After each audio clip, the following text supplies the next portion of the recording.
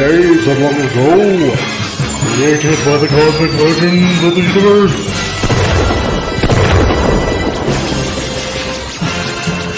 There stands one man, one great man, a man dedicated to preserving all that is good in pop culture. Loved by few, hated by many.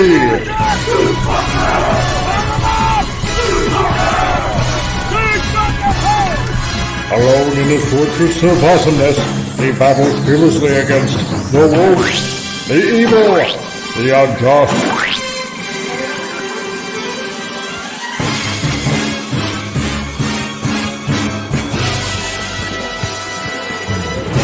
To right that which is wrong, to stand for justice, to serve all mankind.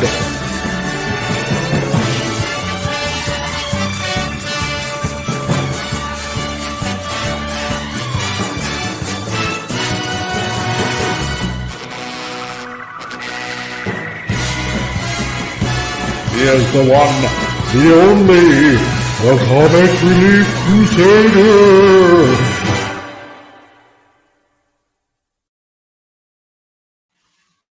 Hello, welcome everyone, and salutations, everybody. It's a Frantic Friday, episode 57, here on the YouTubes and on the Rumble and everywhere else where it happens to be free for broadcasting. I wish it was Twitter, but I guess not yet. But that's okay. That's fine. And yeah, howdy everyone. It's good to be back. Things are slowly kind of getting organized somewhat on my end, but not quite, but that's all right because I had to do lots of copious things for the past couple of weeks, so that's why there hasn't been a show. But back right now, and yeah, so I just want to say hello to everybody that made it so far. First and foremost, we got Franco Walker that just happened to be number one here. So howdy, Franco Walker. And then obviously on top of that, we got Joe's Atmosphere that happened to drop on by. And he's like, yo. So yo to you, dude. And of course, we got our fabulous wrench hair, Mr. Vince Womack, who says hidey ho to all you nerds and nerdettes. And hidey ho to you there, Vince. Nice to see you, man. And on top of that, we got the infamous Snortopoopus Cuber, who says, hello, humans and other critters, and hello to you too. And of course, we got also the Indubious FKHC 2005. Howdy to you, sir. And we also have my fellow Canadian, Lord Thoft. Nice to see you, man. Great that you could stop on by. And we also have Mr. Madman number 4, our Madman number 4, who happens to be here and says howdy and hail all. Nice to see you, dude. And who else do we got here? We got lots of other people because I got lots of hellos to send out to everyone because I don't want to leave anybody else. But on top of that, we got the one, the only, Wendy Trauma Warrior, all the way from Texas. Hail, everyone. I'll be listening while driving. I just filled up and on my way to Corpus Christi. Ooh, nice. So, a little bit of driving music. Although it's not music at all, but that's okay. I got you covered, Wendy. Not a problem. And, well, anyway, that being said, let's welcome everybody onto the panel, shall we? If you're blue and you don't know where to go to, why don't you go where fashion sits? Happy on, dude. How's it going, man? Coleslaw is ready. Yeah, Mr. Coleslaw himself. What's up, man? Hello, everybody. Hello, chat. Hello, Comic Relief Crusader. How's it going, man? How goes the crusade? The crusade is picking up again. I'll go with the Crusadeth. The Crusadeth is awesome. I'm so excited. Oh my God. For the Holy Land. Yes. For the Holy Land in the Fortress of Awesomeness. God willed it. I'm here to spread a message, and that message has a little bit of pain in it. So Yeah, not doing too bad. The past couple of weeks have been insane. Having to deal with people makes me once again apathetic for the human race. So, but there is a glimmer of hope What's that? somewhere. I don't know. I'm trying to find it still. So Said I the I guess that, diamond in the rough. yes, that's pretty much it. So there are just some days where you just want madness to end and Mm. just you just want to how should I put it? It's like you want to go in your car and drive out to the middle of nowhere and scream at the sky and just leave it all behind and just walk away with a bottle of Wow. bourbon. Yeah.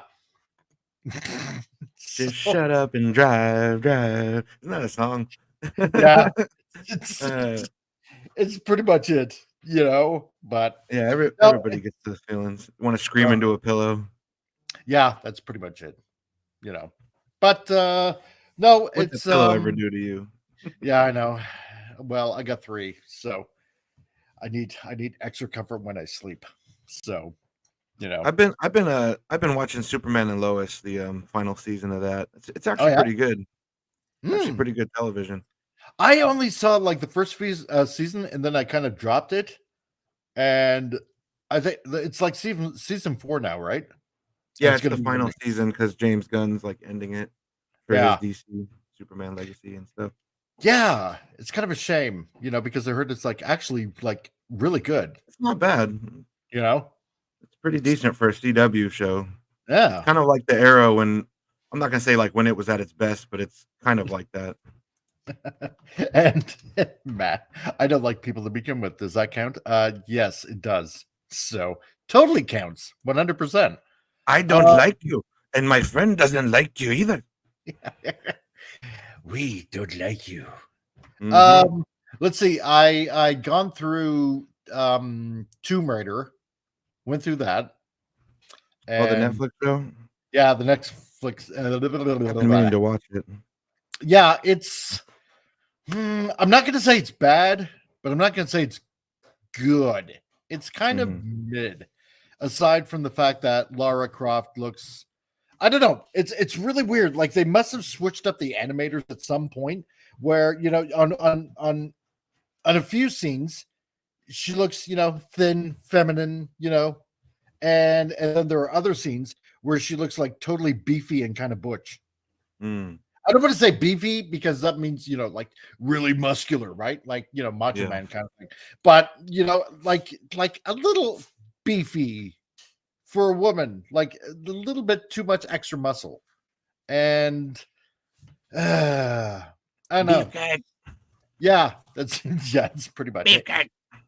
Kick ass. So, but I don't know. It's the story could have been better. I thought it wasn't nothing exciting.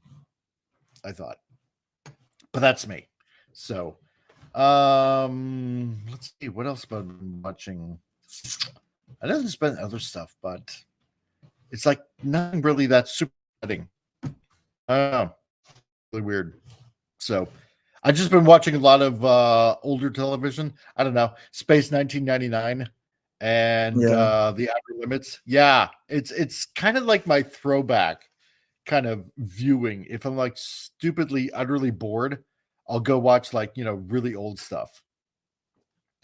Yeah, Just to me, enjoy. Pop, and Carla and Padawannabe every Sunday we're watching Farscape now, and we're a few episodes in. It's the first time I've ever watched it, and I have the show, and I just never got around. It's a good show though. I really like the Jim Henson puppets. They're really well done, and It's fun. What else happens? Yeah, it's a good sci-fi show. Let's see, Vince that. Womack. Still watching the first season again of 90s Superman with Dean Cain. Yeah, that was a pretty good show. Yeah, Superman and Lois and Clark. I always thought it was like Lewis and Clark, the Explorers. Is like really close to that. Oh my god, that'd be awesome. Can you imagine Lois Lane and Clark Kent Lois and Clark discovering America. Yeah, exactly. Backpacking across America. Oh, geez. FKHC, I'm one of those. I don't care who you are, where you're from, which god you pray to or not pray to. You make me angry. You're on my list. Well, I will try not to make you angry. Let's see, Franco. You mean the reduced? They reduced the femininity. Oh yeah, with Tomb Raider. Yeah, totally did. Totally 100% did. And yeah, Space 1999 was a great show. You know, it's got its cheesy moments, but you know, for a show that was like early 70s, you know, it was kind of fun to watch as a kid, and it's still kind of fun now, you know, because you actually got these great actors that you know, you definitely would recognize, like say you know, some actors from Star Wars or that were in it, or Lord of the Rings or anything like that. It's like oh my god, wow, they're really in this kind of like half-baked kind of crappy show, you know, even though it's like pretty fun and great. So let's see. And Joe, hey, you're back, dude. Nice. Lurking while working. What up, fellers? Not too shabby. So it's yeah, it's my fallback shows, you know, to go and watch. So but anyway, before we progress any further, let's get into the segment that I love to start off with, which is Tonight, we dive into the diseased human mind. Join me. The gray matter is warm.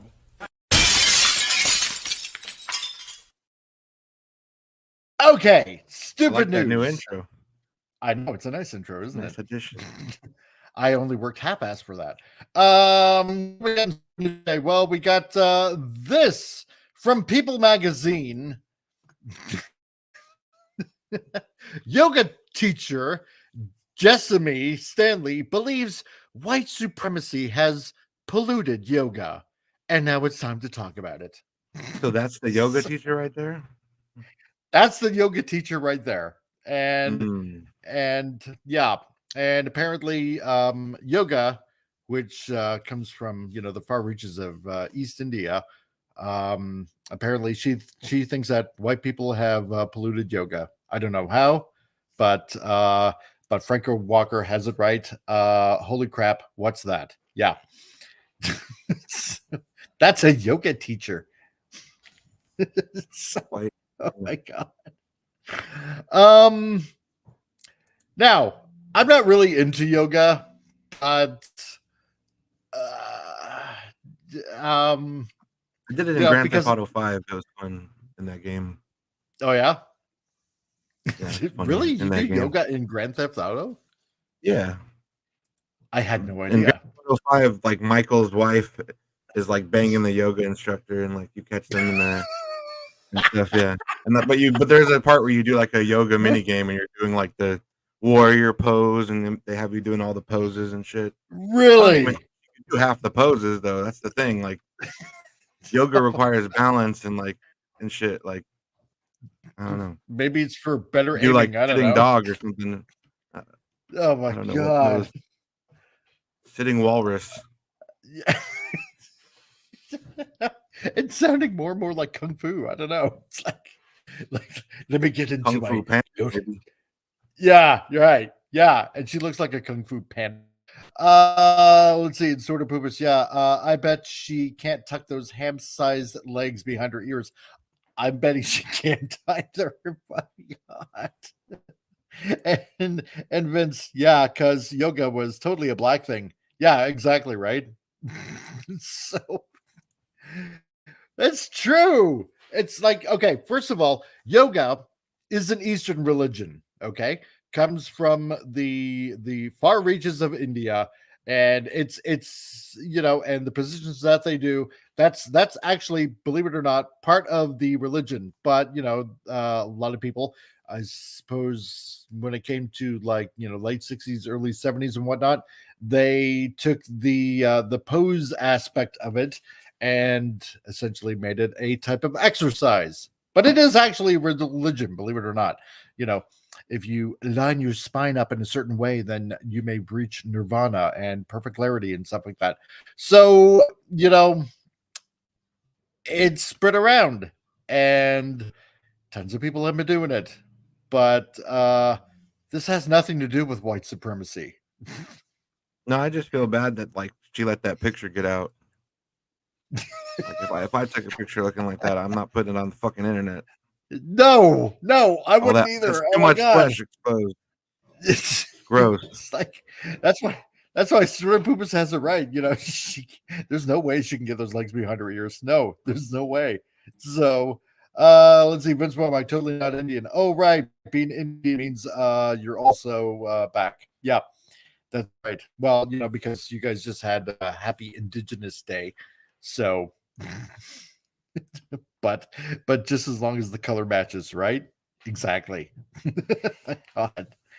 But yeah, and Vince also says if you use a shot pew pew, you can be like Nirvana. Yeah, precisely it.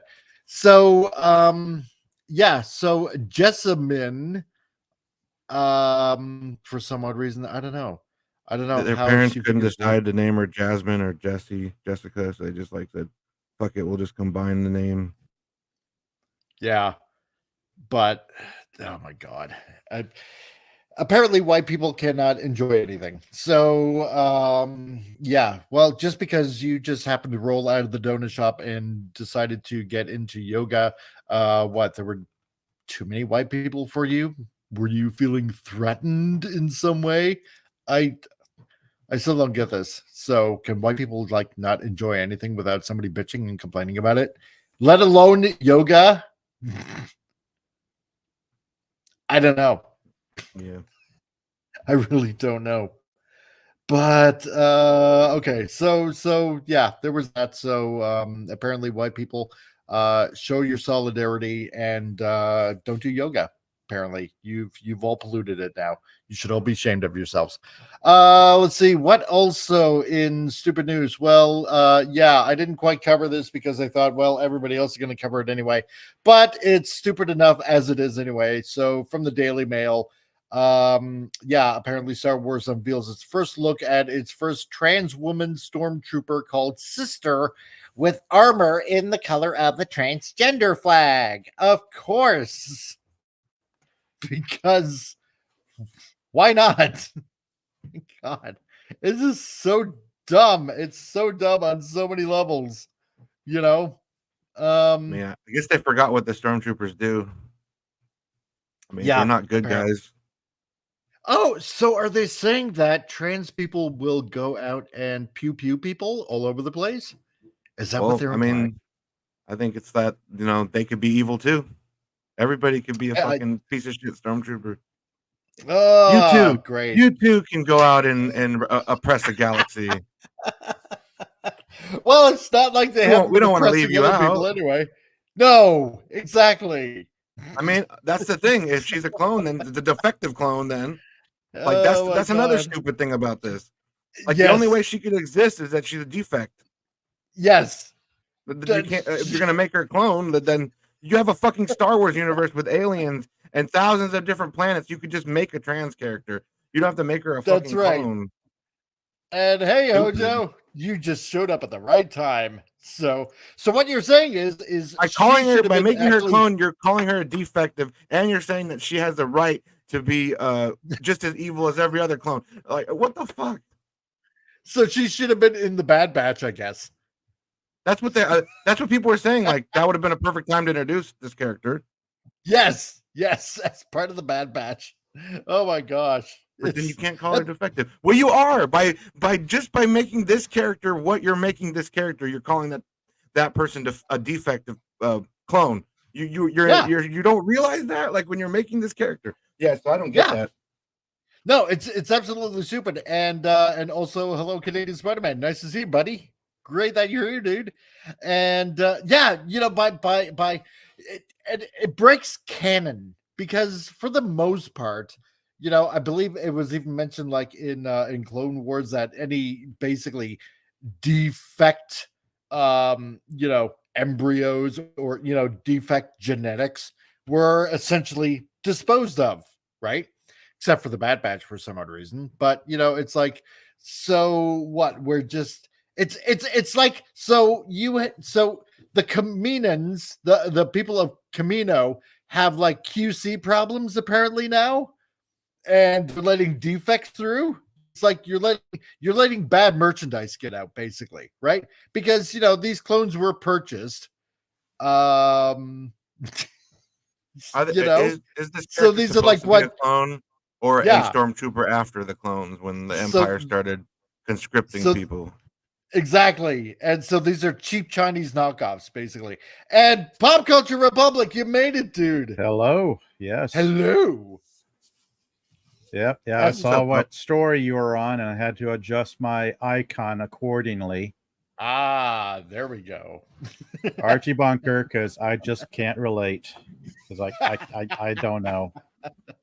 Like there I am looking at this dumbfounded, like I can't even.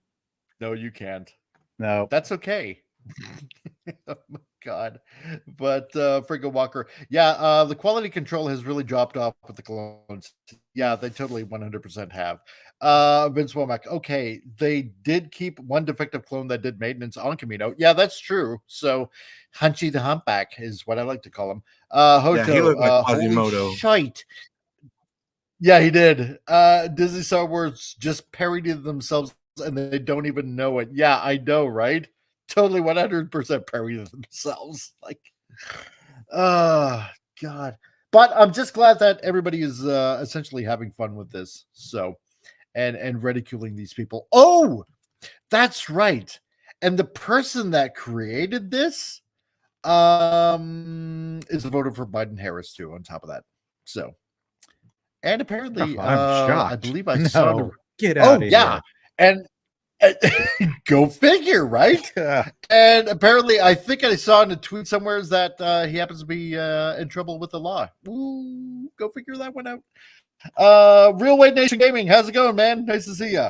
Hi, I hope to see Saturday Comics. I hope that you do too. So, and yeah, exactly, Hojo. Yeah, this franchise is effective. The whole sticky place is effective. You want Star Wars? You can't have Star Wars. God. I have Star Wars. It's sitting on my movie shelf. I can go right over to it and watch it anytime I want. Exactly. Just remember, folks, it's not canon if you accept it or if you don't accept it. So if you don't accept the trash, it's not canon. So there you go. Yep.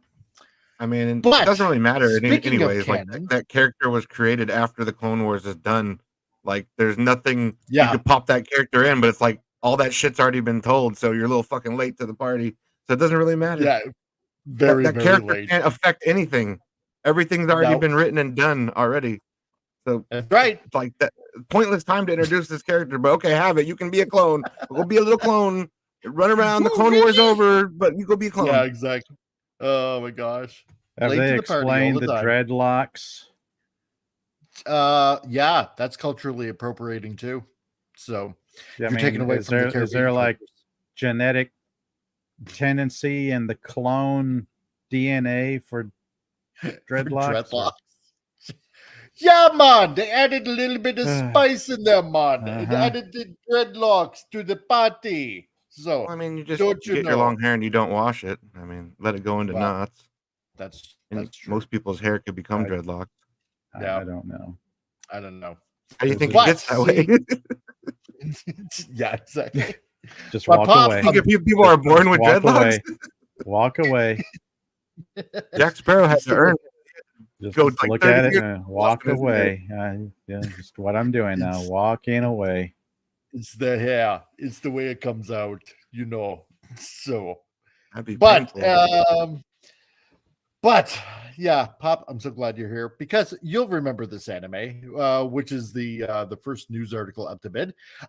Because on Netflix, Ranma Half is out, and they've essentially done this reboot by Ramuka Takahashi. So she wrote fantabulous stories, and Ranma Half was one of the first animes that I did totally 100% thoroughly enjoyed. And yes, exactly, Hojo. Yeah, dreadlocks stinks. Mine lasted less than 2 months. You Really, dude. Bowed out real quick. Oh man. Oh wow. I tried it. I would. I tried it. Wasn't my thing, right? I would love to see you in dreadlocks, dude. Nah, I'm good. Oh yeah, no, They there's won't no way fit I under could my do that. hat, so I won't work. It won't There work. you go.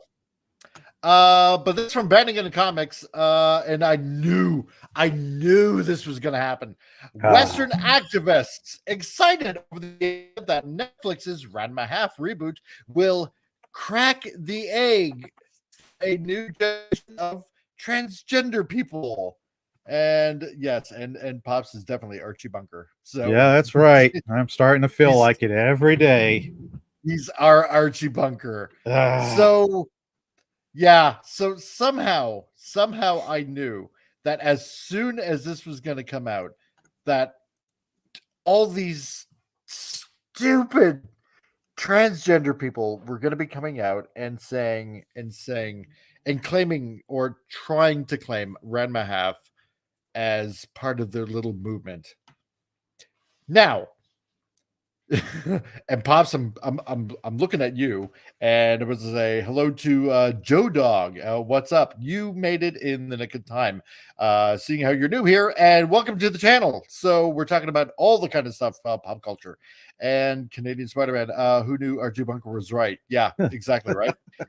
So he was 100% right. This was the first anime series I got into, actually. That Ranma 1/2. Yep. And yeah, it wasn't. It didn't have anything to do with trans whatever nonsense. Right. Now, Appion, do you know anything about Ranma Half? Nah. No. Okay. So Never heard of it till today. Pop, do you can you illuminate the crowd for Ranma Half, what it's about? Basically, it's father son main characters. Yep. They are into martial arts. They go off to China to train in the martial arts over there. Yep. Now they happen upon some hot springs that they are training around, but they don't know that the springs are cursed. Yep. So they're fighting. They're doing their whatever. They knock each other into these cursed hot springs, and they suffer the curse. The dad turns into a giant panda when he's splashed with water. Yep. The son turns into a young woman when he's splashed with water. Yes. It's like I'm going by memory here. It's been some while. They're like fucking gremlins. Well, yeah. If you get splashed with cold water, yeah, Ranma when he gets splashed with cold water, he turns into the opposite gender. Right. When he's splashed with hot water, he goes back to his normal self. Right. And so that's kind of dealing with transgender character switching genders at a drop of a hat by a splash of water. Yeah, but it's due to a curse, right? It's not due it's due to a curse. Yeah, but it's not, there and it's happening. Exactly. It's not due to surgical means or anything like that. Mm-hmm. Right? Yeah. It's because in this pool, a girl just happened to die in that pool. So that pool is like cursed, right? And there's like thousands of these pools in this one area where they're training at. And yeah, and that just happened to be the case. He just happened to fall into that particular pool. So, and Franco, yeah, that could be fun at parties. Like supervillains. They always find that pool of acid to fall into, or the pool of electric eels, or whatever. Or chemicals that bleach your skin and affect the nerves in your face. You fall into smiling. Or you fall into a experimental sand machine in Spider-Man 3, and it turns you into Sandman. Right. Yes. Just ridiculous circumstances led to this. And radioactive spider. I mean, who knows? Yeah, exactly. Where do these things happen? Or you go in space and like a giant wave hits your whole family and everybody gets different powers. I know, man. It only goes to prove that there are a lot of irresponsible people out there, and they're supposed to be saving the world. I don't think so. You know. Yes, let's go up into space. Oh, there are harmful space radiations happening up there. Nah, we'll be fine. So, you know, crap like that. But so yeah, so he's really not transgender. It's just basically a curse. And it's like Right. it's like essentially they're switching bodies, right? You know, his dad becomes a panda when cold water splashed on him, you know, but you pour hot water on him and he turns back to normal, right? So it's kind of like that, right?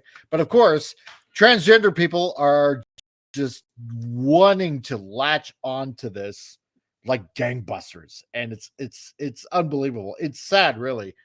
So the article goes on: to the surprise of no one, literally no one, Netflix's new adaptation of the classic gender swapping comedy series Ranma Half has revealed that the insane depths of the Western transgender activist movement's more diehard acolytes, as less than 24 hours after it hit the streaming platform, said individuals were quick to express their hopes that the anime would lead more people to realize that they themselves are transgender.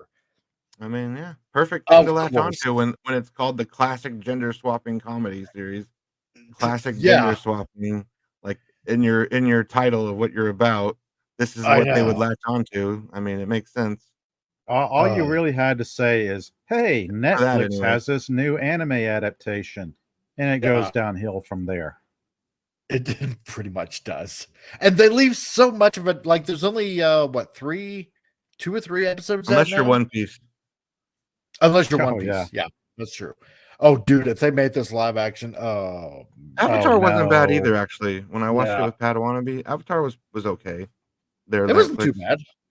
Yeah. Definitely better than the movie. It was like the middle ground between the movie and the show, the cartoon. And Hojo says, dude, that's the plot of Turbo Teen. He turns into a sports car with hot liquids. Yes, it is, isn't it, dude? It is Ah.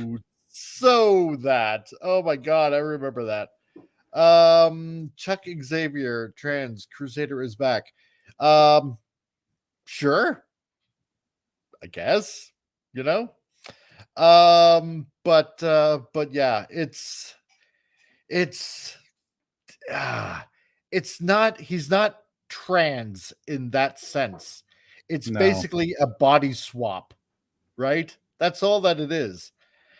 You know, it's, but leave it to them to, you know, yeah, latch onto an opportunity to just go ahead and claim that, you know, this is all about what, you know, trans rights or something like that. You know, go figure.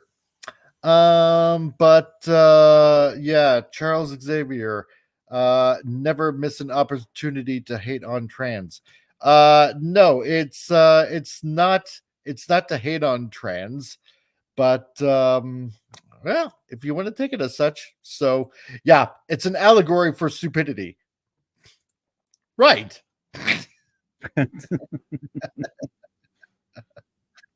You know, but no, it's just amazing what they Yeah. will I mean, try it's been to ages spread since I around. watched the anime, and I remember it as kind of lighthearted, fun.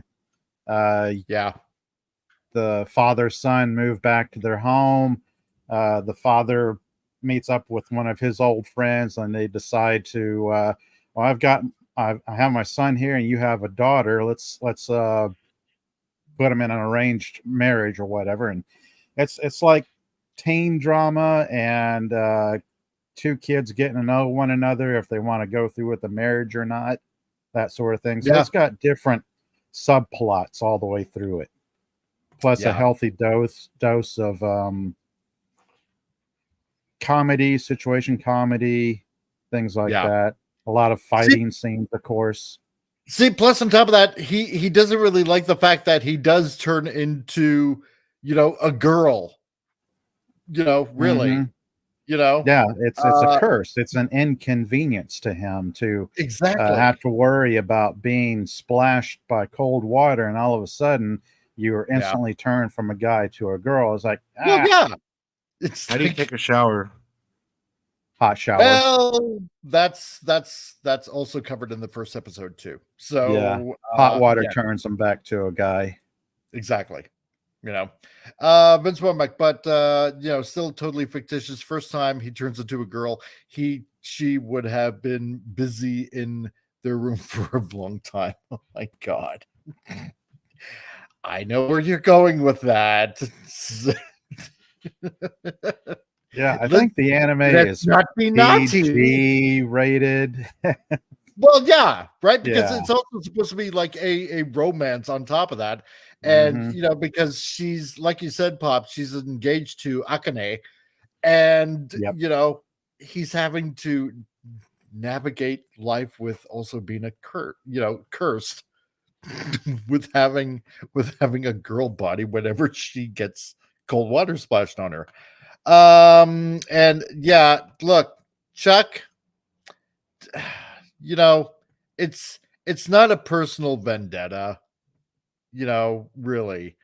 Um, you really don't need to instigate anything in here. But you know what? Here's the thing.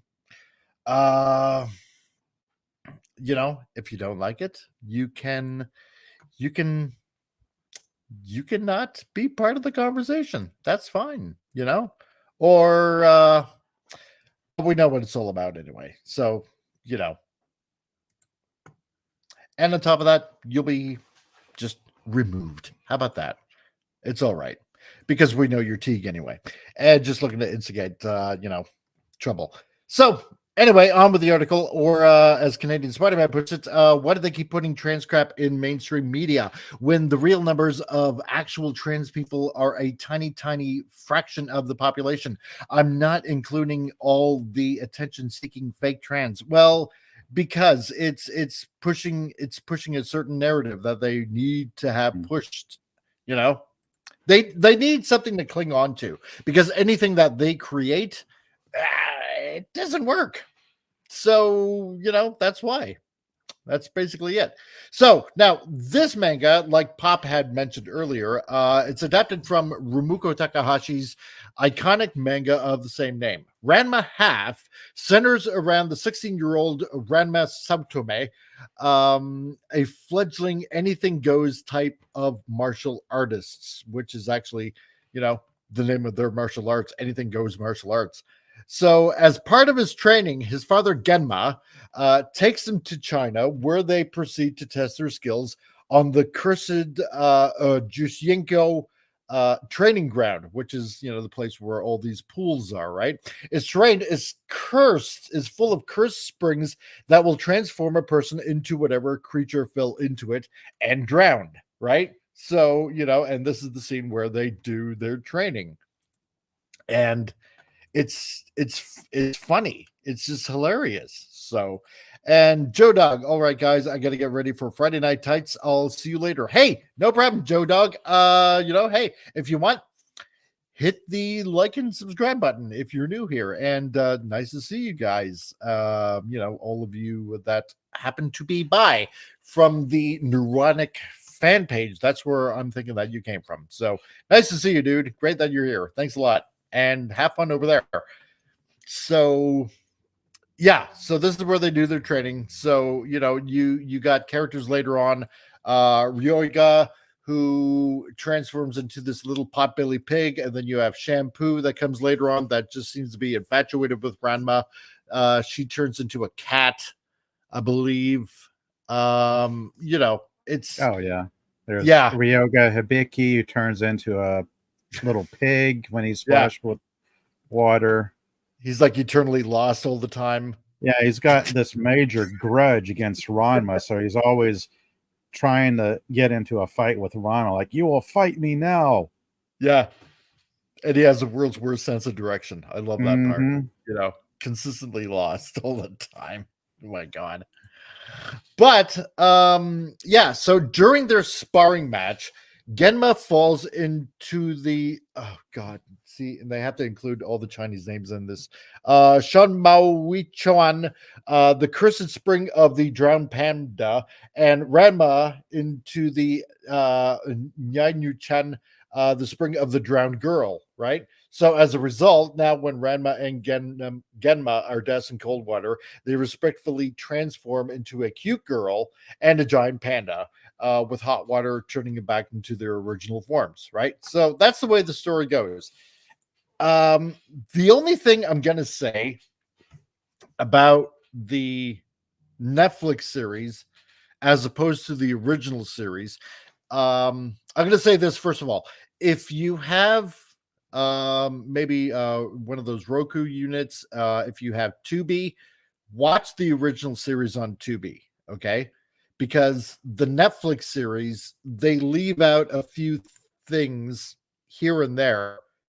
Yeah, they leave out a few scenes here and there, parts of the story here and there that that they were included in the original anime. So I would suggest watch the original one first. Although, you know, the new one, it's not too bad. So, but have you watched the new one yet? Maybe on Netflix? Pop? I haven't. I haven't actually checked that out yet.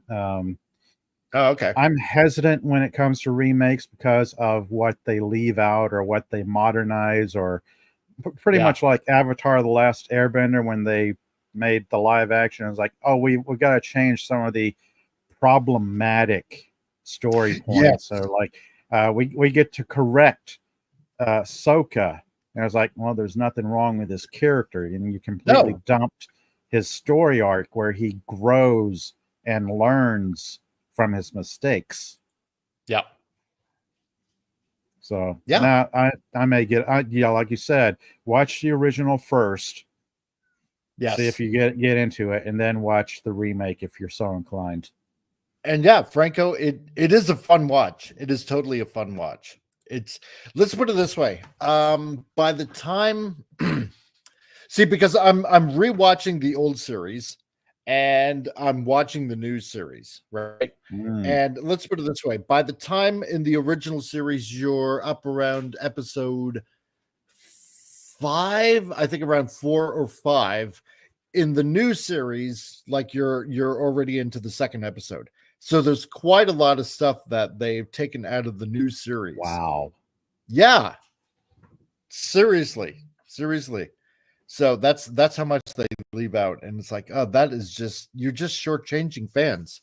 You know, if you wanted to redo it, remake the animation, you know, just update it a little bit, I can get behind that. But if you're leaving that much material out, yeah, no, it's a no-go for me. So Vince Womack, guy in the background is totally doing crane kick from Karate Kid. Oh yeah. Oh, which one? Trying to think. Oh yeah, that one. Yeah, Genma. He's totally doing it. Yeah, like that Avatar adaptation was a train wreck. Yes. Like if you're talking about the movie, sure. Didn't M. Night Shyamalan apologize for that? If not, he should. Yeah, that's his movie where he took his own liberties with it, and then along came the live action adaptation series, which had its own set of problems. Yeah, that's true. Let's see. Franco Walker can't get the original, just the Netflix one. Okay, well, oh, you don't have Tubi? Isn't it on Tubi? Yeah. You said? I it's on Tubi. thought it was someplace where you could watch it free. Yeah. I think you can probably watch it on your computer on Tubi. You should be able to. So, yeah, let me see here. I want to say there's plenty of anime related channels. You can go to the Roku channel store and find a bunch of sites, channels that will stream anime. You might have some luck in finding old anime. Totally. Yes. Now this is Hulu one and Netflix have a lot. Yeah, this is the one instance I would say stick with the subtitled, because I actually like both dubbed and subtitled, but the dubbing for the old anime Ranma 1/2 series was pretty rough. Oh, Tubi doesn't work on my PC. Oh, that's okay. why. Oh Okay. goodness. Well, that's a bummer. So, Canadian Spider-Man, hey, if I refresh the stream, it throws another advertisement in before getting back to the stream. Is that good for revenue, right? Yes. Yes, it is. So, apparently, you get paid if you let ads run. So, I didn't know that Who'd have before. thunk it? So, I know. Go figure, right? You have ads, you get money. Who would have thought? Wow. It's like I'm a corporate shill. Economy. That's healthy capitalism. But yeah, so okay, I didn't know it didn't work on your PC. Oh goodness. I don't know if you want to watch it on your phone, but then again, that's a small screen unless you have like an iPad or something like that. But yeah, so for anybody else that's not Franco Walker, I'm sorry, man. I'm just picking fun. Yeah. If you want, it is on Tubi. I don't know how far the episodes go till let me see here. Oh, they got a lot of seasons here. Yeah, Up to they've got a season lot of seasons, a lot of content there. 7. Wow. That's not bad at all then. So you can watch the original series on Tubi. So if you want to go ahead and do that. So and yeah. So anyway, so moving on. Yeah, so throughout the series, Ranma usually avoids turning into a girl as much as necessary, only really showing a willingness to use his female side for comedic antics, or to go undercover in his service for a goal. Further, Ranma does not only express numerous times throughout the series just how much he detests this curse, but also spends its page or account run, I mean, if you're reading the manga, depending on which version of it you're engaging with, seeking a way to reverse it, right? So, because, yeah, he does mention numerous times he wants to find a way to remove this curse because he hates it. He just hates it. He just wants to be a normal dude, and quite frankly, I don't blame him. If you got splashed with cold water and you just happen to be missing an appendage, you know exactly what I'm talking about. That's bad enough as it is. I don't know how else to word it. So, yet, despite the hero's clear disdain for his curse, a large number of Western fans, many of whom themselves attribute their own transgender awakening, have taken to pushing the narrative that due to its depiction of Ranma as sliding between both his male and female forms, Takahashi always intended for Ranma half to be a trans allegory. No, they have it wrong. As such, when Mappa's anime remake hit Netflix on October 5th, transgender activists showed out in full force to share their excitement of the idea that the series would crack the egg for a new generation of transgender people. Of course they would, because, you got to latch on to something. If it's not making Hawkeye bisexual and, a completely new character, which will fail, because I'm sure everybody is aware of that's going on over at Marvel, you have to latch on to something.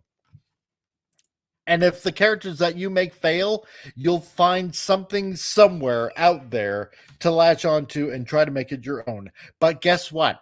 Fans are going to fight back, and they're going to put you in your place because you know nothing of this series.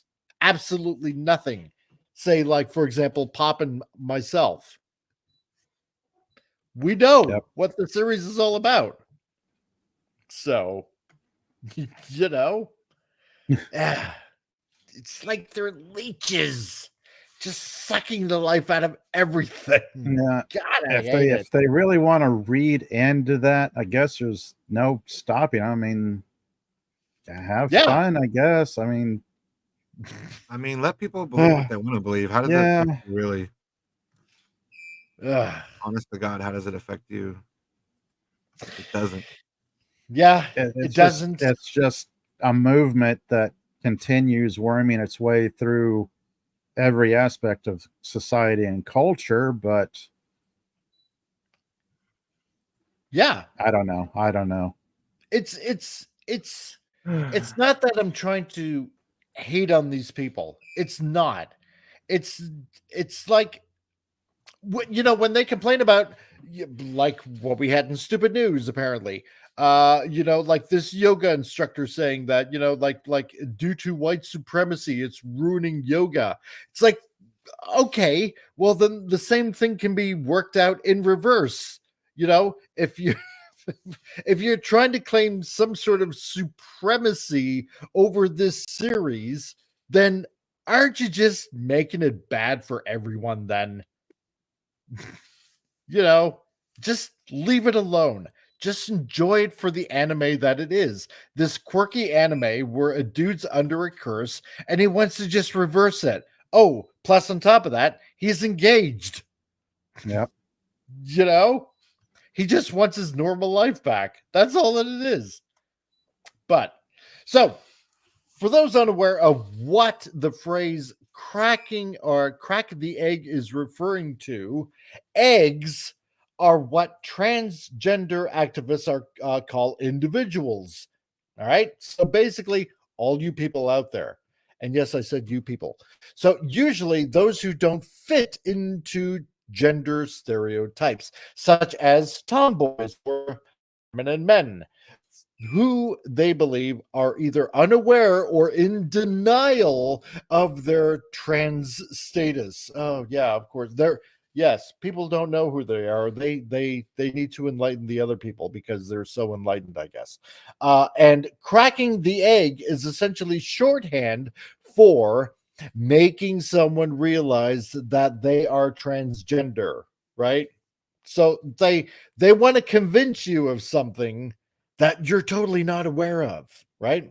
So in light of this framing, some activists believe it is their duty to crack the egg or crack these eggs, usually by way of exposing an individual to transgender related media or just vehemently insisting that they are until they agree. So essentially, forcing you to accept the idea that, no, really, you're transgender, you just don't realize it yet. I have to crack the egg with you and essentially basically crack you over the head until you accept the fact that you are who I say you are. So, and Manny Chavez, I came from the other stream, but that other dude, I can't find his name now, was kind of right. Really going JK rolling on these people. I have to hit the thumbs down button on this. Have a good day. Well, okay, Teague, thank you very much for dropping by again. Greatly appreciate it. And you're out of here as well. So, bye-bye. Really, I can't. This is just so silly. Man. Dude, it doesn't work. Stop trying to come in here. And, oh, God. Whatever. Not going to get into it now. It's not worth my time. So, and if I'm going, you know what? Hey, and if I'm going J.K. Rowling on this, you know what? Guess what? Hogwarts, that was, claimed to be, if you bought that game, then apparently you were also transphobic. Guess what? It sold a whole crap ton of dollars. It sold a whole crap ton of games. So, you know what? J.K. Rowling thinks that basically trans people, they got a little bit of a problem with them. You know what? You can't change DNA. Let's just put it that way. And that, my friends, is hardcore science. So, again, not hating on people. I just find their ideology a little bit twisted. So that's just my opinion. You don't have to like it and you don't have to accept it, but whatever. I'm entitled to my opinion, just like everybody else out there. So on Twitter, some people are just going nuts with this. And with that, the deafening sounds of thousands of eggs cracking simultaneously can be heard throughout the world. It's nuts. They just why? Like why do you have to just take everything? You can't.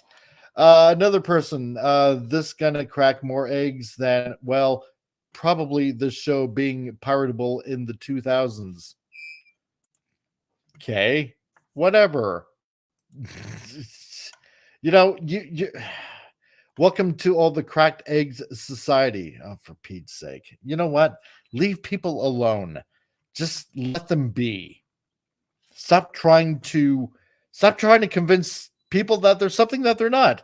Vince Womack, yes, thank you. Hogwarts Legacy earned $850 million, sells more than 12 million units in the first 2 weeks. There you go, right? So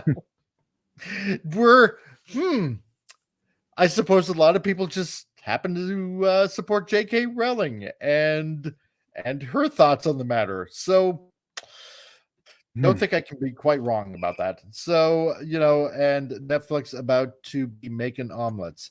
See, it's just so weird. I, for one, would like to welcome all the new cracked eggs into the trans family. See, it's this weird ideology, just having to latch onto something and make it something it's not. It's really crazy. So let's see. Ranting Trans was so confident in their belief that the return of Ranma half would result in the creation of more transgender people that they declared calling an emergency council of the trans agenda. We're about to get an influx of cracked eggs, and we do not have the infrastructure to handle that right now. What infrastructure are you talking about? You mean society as a whole? I don't know understand any of this. You're trying to push an agenda. You're trying to get an agenda for maybe 5% of the population. Yes. You're trying to make the minority a majority, and it's not going to happen. I'm sorry. It's not you going to still happen. have a silent majority. No. Right? I wonder who was buying it if everyone hated it. Yeah. Right. I know. It must have been phantoms. That's what it was. Ghosts and ghouls and stuff like that. And other wizards other than Harry. So, oh my God. Oh man. Vince Womack says, I know people who bought it, and even if they didn't care much for Harry Potter. Right. Yeah. I mean, if you were just into gaming, you bought it. So, it's just the weird thing. They say that people aren't into it or whatever, but people are. They'll support someone if they know what's fundamentally right. Let's see, another person. Please consider donating your Jazz. The blue shark toy made and sold by IKEA, which the online transgender community has adopted as a de facto mascot. Oh, for Pete's sake. We don't care. And thigh highs, often worn by male to female individuals due to their ability to both hide leg hair and slim the leg's overall shape to those less unfortunate. Oh, for Pete's sake. Nobody cares. Nobody cares. God, just leave an anime alone. That's what it comes down to. Stop trying to make something your own, which it's not. Learn a little bit of anime history. So, anyway, they're trying, and I'm sure that lots of hardcore anime fans will fight back, and hopefully, not let them ruin something that was just pure and innocent and fun. It's as simple as that. So, but anyway, that was that news, and I'm not gonna let it ruin this anime. I'm just gonna. That was mind-numbing. Yeah, it was rather mind-numbing. But speaking of mind-numbing, seeing how we're at the top of the hour, let's take a brief commercial break before we go on to the next part of the news. So enjoy.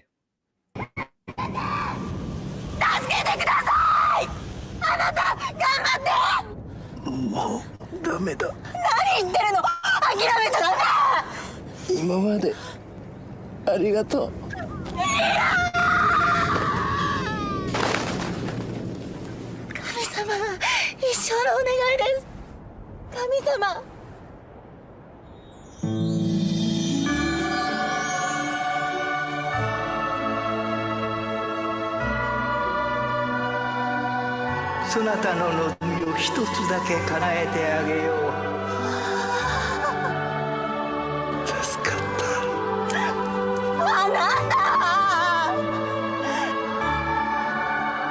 20歳の肌にしてください。え20歳の肌になる。エステワム。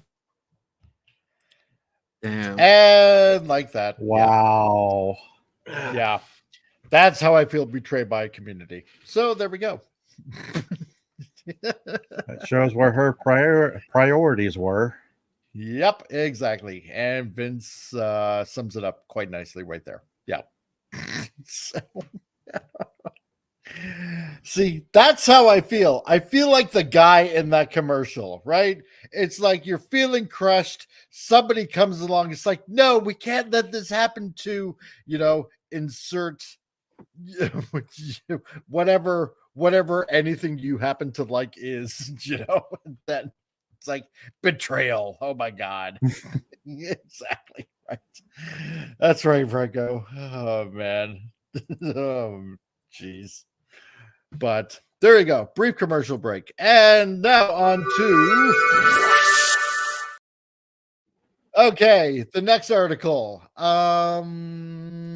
Well, this is going to be a little bit interesting here. Because we've heard rumors of a Spider-Man 4, and we heard that maybe Tom Holland might be in it or might not. It's really interesting.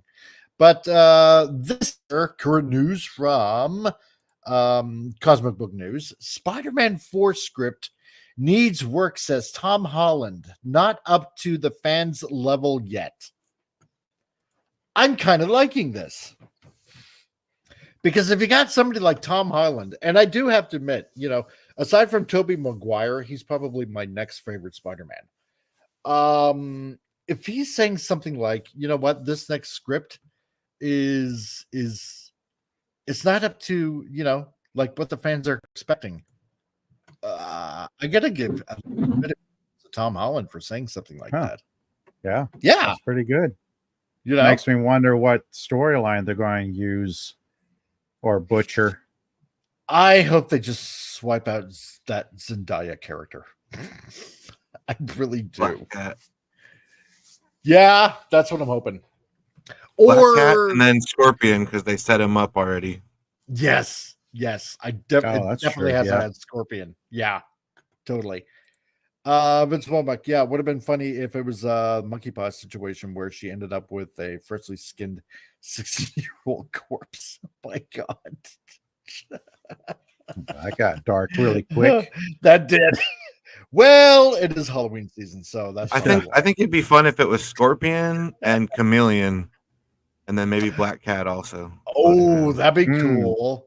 So Yeah, he's like, I think Chameleon, as he's like changing into different people, like a Mystique type thing. Yeah, we haven't seen Chameleon yet, have we? Only in the games, not in the movies. Only in the games. And Franco Walker, which fans is he talking about, though? Exactly. Well, that's what we're going to find out here. It's either the movie fans or the comic book fans. Exactly. That's what I'm wondering. So Tom Holland opens up about playing Spider-Man 4 and says the script still needs work, but it's getting there. Refreshingly, he also admits that the script isn't quite where he thinks it should be in terms of meeting fan expectations. So Holland appeared on the Rich Roll podcast to promote the release of his new non-alcoholic beer, Biro, as the 28-year-old actor is sober for over a year and a half now. Yeah, you know what? Good on him. I've seen him talk about his alcoholism. It's crazy.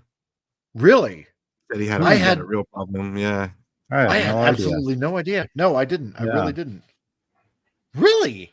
Okay. Oh yeah, he'd talk about how he'd go to parties and stuff, and he couldn't be there without having a drink in his hand and stuff. He was like addicted to it Wow. at that Goodness. young age too. So that's good that he's getting help. It's a lot of Huh. pressure being in Hollywood and I having suppose. so much peer pressure and temptation around you, I guess. Yeah. Mhm. Well, you know what? I suppose that is, yeah. I mean, that would explain why. What was it that we were hearing like last year that he was wanting to quit Hollywood like altogether? Yeah. That's more than likely the reason why. That's Mhm. yeah, He was interesting. struggling. Yeah, he was Wow. talking about it all openly, like on something I watched, and I was like, "Oh shit, he's not wow. open at all." It's like, dang. Huh. Well, good on him Yeah. for getting better. Year and a half sober. That's not bad. So, and I Yep. guess making a beer.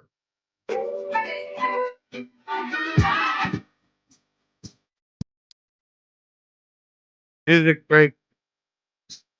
Yeah.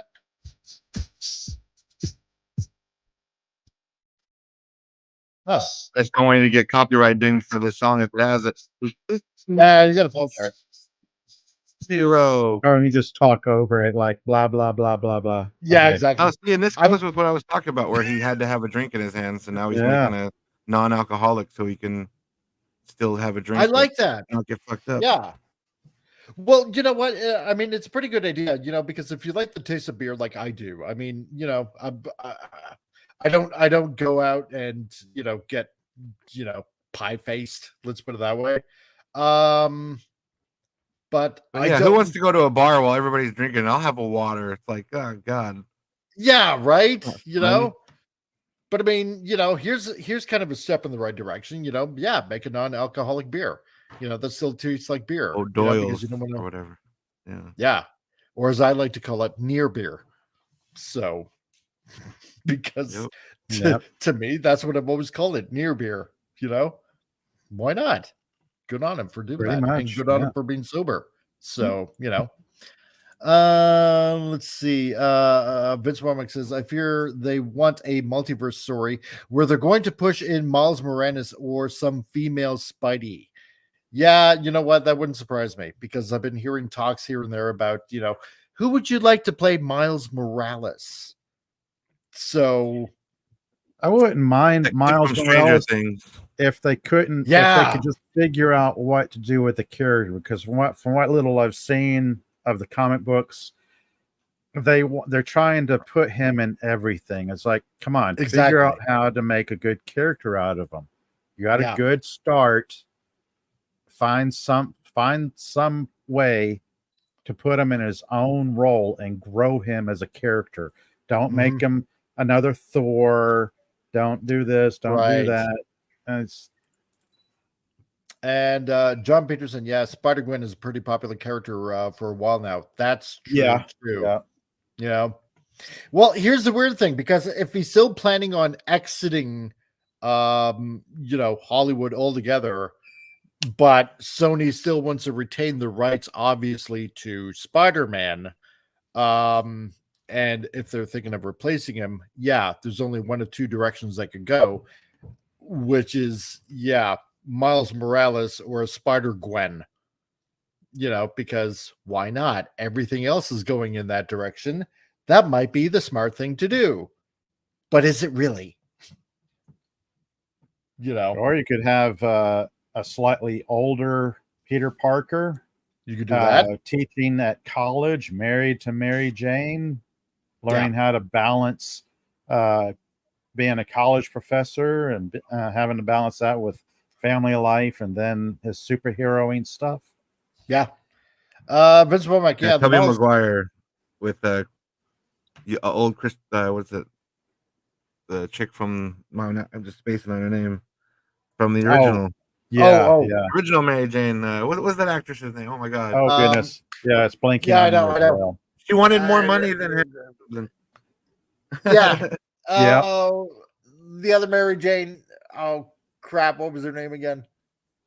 I know everybody's spacing on it. She was in all Why three am I movies spacing on too. her name? God, don't Kirsten make me Dunst. link- That's what it is. Yes, Kirsten Dunst, that's it, yeah. Yes.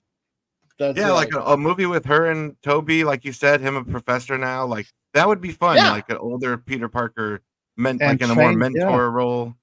I'd be okay with change that. him so he's not Iron Spider or Spider Lad or Yeah. Iron Man's sidekick, because I hated that aspect of the I MCU know. Peter Parker.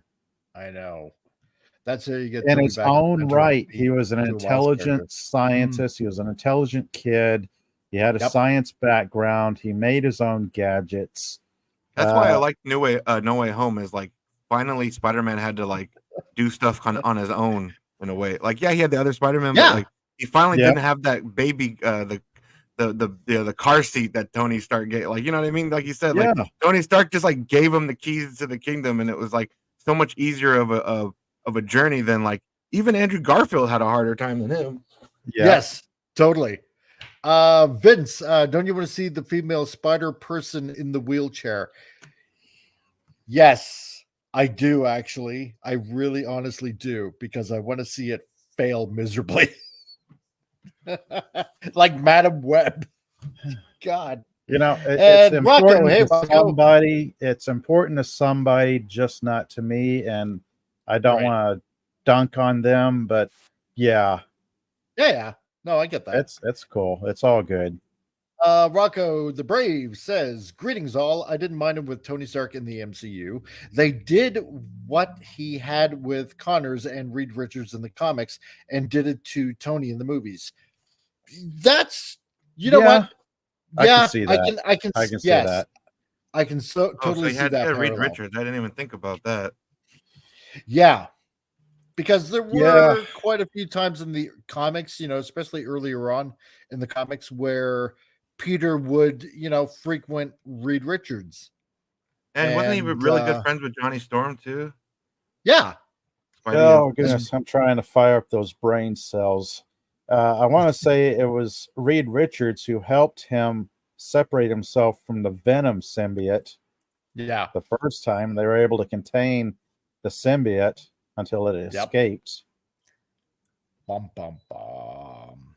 So, but the article goes on. Tom Holland discusses the challenge of choosing the right path forward, to which it says Tom Holland shares his thoughts on having the power of choice and how it has impacted his decisions regarding the future of his role as Spider-Man. To which it quotes, "I think the biggest thing that I'm facing right now, which is without a shadow of a doubt the most first world problem that anyone has ever experienced, is the power of choice. It comes down to Spider-Man. When I signed my contract for Spider-Man 1, I signed a 6-picture deal. Wow. Dang, Wow. dude. I was 18 years old and more excited than I'd ever been about anything." Well, yeah, I would imagine 6-picture deal. Dude, like that's long term. Money, money, money. Yeah. For the last 10 years, I have been at the beck and call of Marvel and Sony, and proudly so. It's been the best experience of my life. I'm now at a juncture where I can say no. And now that I've been afforded that power, I'm struggling to figure out what is the right thing to do. Don't give up being Spider-Man this early, because you're literally one of the most popular characters ever in fiction. And Yes. Pretty much at this point. I would ride that wave a little bit longer, bud. Yep. God, You're I know. Spider-Man, dude. Like, Y- you know how many people on the yes. earth want to have that position? I know, right? Like, dang, started out at 18. Like, that's damn, man. That's amazing. Ride it out. Ride it out. Exactly. Bank it for all that it's worth. And then you know what? At the end of it, hey, if you want to quit, then fine. Nobody's gonna blame you. No one is gonna blame you. Let's see. Rocco the Brave says, I mean, Tony was a little too arrogant about it, but I did like seeing that Reed Richards type thing going with Tony and him. You know what? Yeah, Okay. I do have to admit, I get that. I totally I 100% can see that. get that. Yeah. So I could see that. and yeah. Let's see. He also says, Mike, hello, Pop, good to see you, and Appion, you suck. So Uh-huh. there you go. Yeah. Uh-huh. Friendship over. Yeah, we know Friendship how it is. over. Paradise Lost. One guy talking now. I'm done. Oh, no. Exactly. Appion, I'm sorry, man. The end of an era. Yeah, it is. It is. But Rocco, I think you just need to calm down a little bit. It'll be okay. So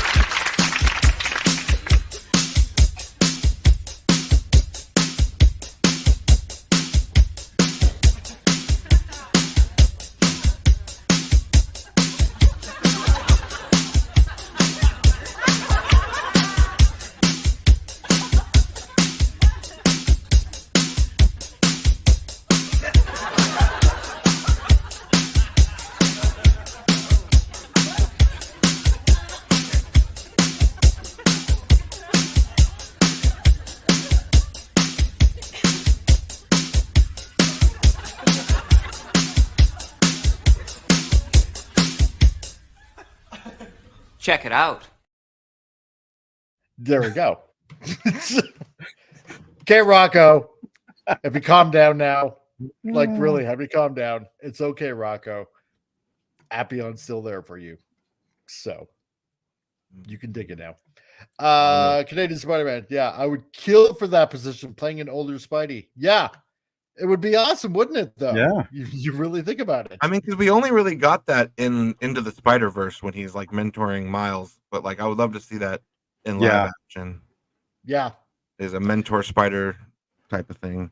See, because here's the thing, I don't mind Miles Morales as a character, right? No, he's not Spider-Man because Peter Parker is eternally Spider-Man, And yeah, I know Miles Morales is Miles Morales, but if you're gonna, how should I put it? If you're eventually going to try to pass that baton, right, to a Miles Morales character, and if they do it that way, and I'm just kind of playing like a little bit of a devil's advocate, where Tom Holland has like a 6-picture deal, then I don't know, try to do it in maybe a kind of a organic type of way or something like that. I mean, technically he has been in 6 movies already. Yeah. Yeah. I mean, his trilogy, Civil War, he was in Avengers Endgame and Infinity War in some capacity, but I think he means like 3 more movies that are like dedicated to him, maybe. Yeah, that could be. So, because I want at least one more with him. I kind of like him. Yeah, at least one more. Well, because you can't end his story on No Way Home. I don't know. No, you can't. Not when he has finally the classic Spider-Man costume. Because at the end of the movie, he finally has the classic Spider-Man costume. And I'm thinking, what, that's it? Like, you can't just end it right there. You got to give us a little bit more meat on them bones. That's what I'm talking about. Give me the meat and give it to me raw. Mm-hmm. So now, navigating his newfound power and responsibility, Holland speaks about learning to use his newfound power carefully and ensuring his decisions align with what's best for the character and the fans. So he goes on to say, it's meant I've had to put my foot down on certain instances, which I haven't been allowed to do in the past. The learning curve that I'm on right now is dealing with that new sense of power, making sure that I don't abuse it, but making sure that I do the best thing for me rather than for the studio, and really the best thing for the character. I don't want to make another movie for the sake of making it. The studio wants to make another Spider-Man movie, and I want to make another one. I want to make many more, but I want to do it for the right reasons. So if he's saying that with great power comes great responsibility. Amazing. Is that what he's saying? He doesn't want to make a movie. He's supposed to be making a movie. Sounds he familiar. wants. Wow. A quote I've heard I'm once glad or I was twice. sitting down for that. You mean No, but you mean he quite possibly might have learned something from the Spider-Man comic from Uncle Ben about what it means to be a hero that's or just a kinda responsible adult? Yeah. It is. It is. All right. He said step the in the right thing. He direction. said the thing, like Franco Walker says. He said the Exactly. thing. He said the thing. I mean, because Marvel is, Spider-Man is kind of like Marvel's mascot. Like, Oh yeah, even though 100%. At Sony this still point. owns him a bit, it's still like he kind of has the balls in his court, really. Like, as Yeah. long as he's still Spider-Man. Also, the what? ball's in Sony's court because they're Yeah, still bastard. they True. want to keep control of the Spider and Spider-Verse because Mhm. that Oh, yeah. is a huge nest egg for them. One of the all the only stuff. thing that's like making them money, except for like Yeah. the Morbius and shit, but like the end of the Oh. Spider-Verse movies and stuff made them some dough. And Oh, 100%. Like Rocker the Brave says, I think he already did 6-picture deal and included his movie and then the I Avengers said movie. that. Yeah, already. Yeah. man. Uncle Ben, amazing. I love that rice. Yeah, it is really, really good. At this point in time, I wouldn't mind seeing Ben Reilly as another Spider, says Vince Womack. Scarlet Spider? Is that how that is? Scarlet Spider. Yeah, yeah. That would be interesting. But, if I want to say that it sounds like he has a level head on his shoulders. Yeah. And Now that he stopped drinking, he could think clearly now. yeah, exactly, right? Now that he's not downing a quarter or anything. The rain like is that. gone. Oh man. Yeah, and Vince says, yeah, and it needs a Deadpool cameo. There we go. Oh, That'd be I need a Spider-Man and Oh, Deadpool man. like together, Oh. please. We got the Wolverine and Deadpool, which was like a dream come true. Now if we get Yes. Deadpool and Spider-Man, I could die a happy man. Spidey and Deadpool in Oh. the same scene, cracking jokes, trying to Yes. outquip one another. Yeah. Yeah. That's what I want. Yes. Sony, make it happen. Spider-Man and Deadpool. And So then you much can have red. Deadpool. You can have Deadpool get up in Spider-Man's face like, I can drop F-bombs, motherfucker. I can cuss. And it'll ruin your image that if everyone starts seeing Spider-Man swearing, but I'm Deadpool, I can fucking say whatever. You know what I want? Like I have no filter. Yep. You gotta watch what you Spider-Pool. say, Spider-Man. You don't want to influence these little kids that look up to you. I'm Deadpool. I don't give a shit. Slap Make these it kids. happen. Make it happen. Oh my gosh. Yeah, and then you're gonna have to try to see. Peter Spidey. Try not to let Deadpool kill people. Mhm. Like Spider-Man's like doing like the thing where like he like gives him like soft webbing to like land on, but Deadpool's just shooting his guys in the head. Like Yeah. Spider-Man's trying to be all gentle. It's like, take this one to the police station. Deadpool just like Oh, throws a goodness. grenade at him. Going by memory, wasn't there times when Spider-Man crossed over with Punisher and Daredevil and a Oh bunch yeah. of other Spider-Man and Wolverine? Oh, for sure. But Yeah. the thing is though, because it never really worked out for the best because Punisher would just let's put it this way. He just wants to kill criminals. Yeah. I always think of that great scene at the end of the first Deadpool movie where Colossus is given that speech. No, Wade, Yeah. you can't kill him. I give him chance to change. And then Wade's just like, fuck that. Shoots him in the head. Caps him. Yeah, I'm not Yeah. gonna be a goody like you. Fuck that. Oh man. Not part of your Heaven's Gate crew. Yeah. My God. Oh crap. But yeah, no, that would be an awesome crossover. That would be so much fun. And you know what? And it's something that I think Tom Holland would totally want to do. I Yeah. think so. I can totally see this.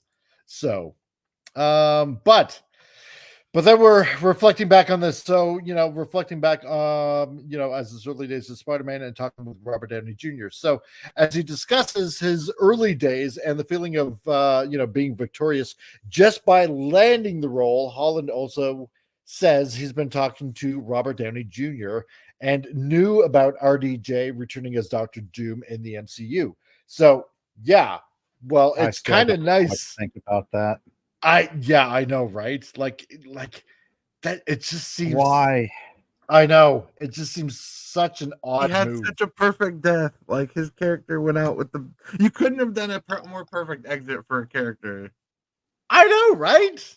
Like, And why? it's like, oh well. But if the We got money's good, we got This- the we this reaped is the rewards making of me- that death. Yeah, Now this we're is gonna just giving bring me them back. flashback of the Mandarin. Like we didn't get the real Mandarin, we got a fake Mandarin. Defeated by Pepper Potts, no less, too. Yeah, I know, right? Tony Oh, doesn't God. even beat the Mandarin. I hate Iron Man 3, man. People could Oh, that movie bugs I me. know. Oh God, I can't. I'm the Mandarin. I can't.